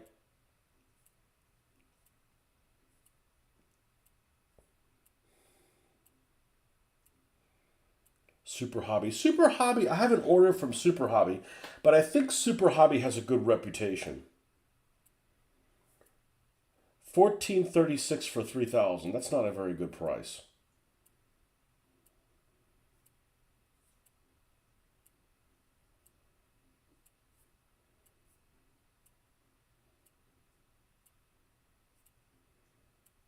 I did spend like $60 worth of bricks. Yeah, here it is. 187th scale, 3175 for 12,000 bricks. You know, because you can't make the bricks by yourself. But you know, if you're doing a building that that's not made of brick, you don't need bricks. It just happened to be that the ones that I had were brick buildings.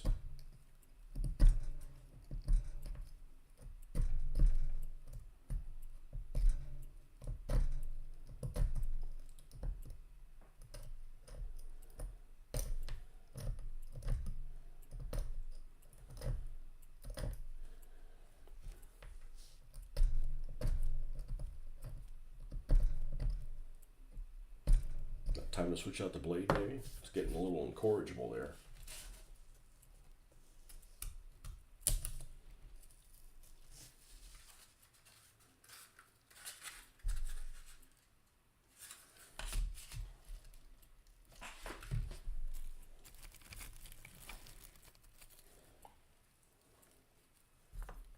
I just have a problem with companies that make a product, you want to help them out by buying the product, and they put up stumbling blocks about selling it to you. I'm like, all right, so you're a front for what then? You know, like, here's the way the exchange works. I work and I do things to get money so I can buy things that another company makes. If that other company makes it difficult for me to spend my money at your location, what are you really in business for? You know, it's not like a distributor carries it or anything. It's kind of a. So I ended up having to get mine from a place in Australia. I forget what it was. It was some hobby supply place in Australia. I got them. And the shipping wasn't too bad. It was fine. By the time I did all the math, it was, you know, it was worth it. But I don't understand why it's like, okay, I want to spend my money. No, we can't have that. All right, well, you're going to give them to me for free? No, well, then how am I going to get your product?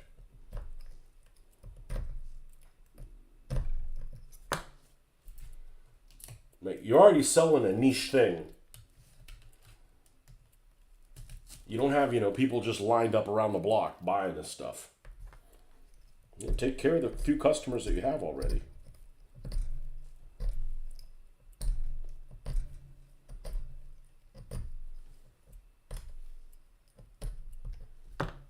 Give me the product so I can promote it on my channel. I don't want you to give them to me for free. I'm fine. I'm fine paying for them. Just, you need to get more business so you don't go out of business. And next time I need to reorder, you don't exist anymore. Yeah, I'm looking at it from my viewpoint.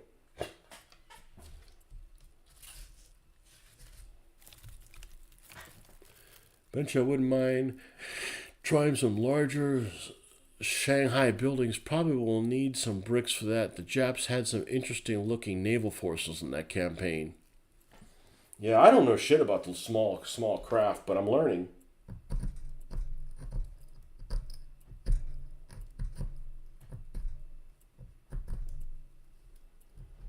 I was playing the small craft for the Italians, and like I said earlier, it's hilarious. So they get really excited about when you do something, you know, like you sink a vessel or something like that. But I haven't tried that with the Japanese, and I bet there's a lot of, you know, interesting sayings. They can, you know, I don't know what the hell they're saying, but it might sound cool.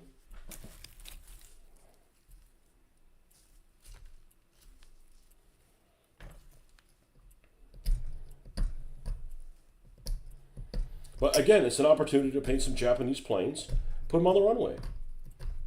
You're like, oh, well, the Japanese didn't have, they never had a runway that happened in the world. You don't have to fucking do that, okay? I'm not going to use a plane that didn't exist or something like that. We're not going to give them jet aircraft or anything, and just,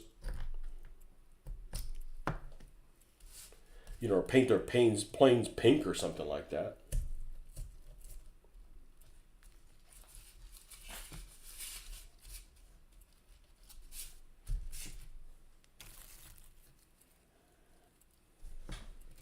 Oh shit, it's after 10. All right, I better cut off doing this after this one, and then we'll probably be back. I'd imagine we'll probably be back sometime today. I don't know when, but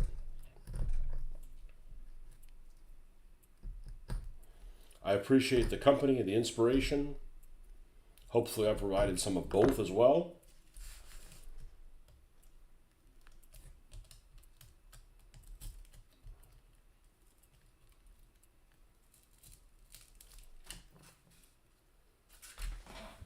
And yeah, this is coming along pretty well. People talk crap about tan tanks, but I like to look a lot of them. People just like to talk crap, People like, I'm telling you, I'm playing this War Thunder, and I'm playing really shitty stuff from every country, and it makes you appreciate things that are just, that much more, I'm playing this BA-65 Italian plane, and I've got it all decked out. And it's a great fucking plane, You don't want to go against Spitfires, but, you can boom and zoom with it. There's stuff to like in everything. There's stuff to like in everything. All right, man, go to the dollar store. Good luck, okay?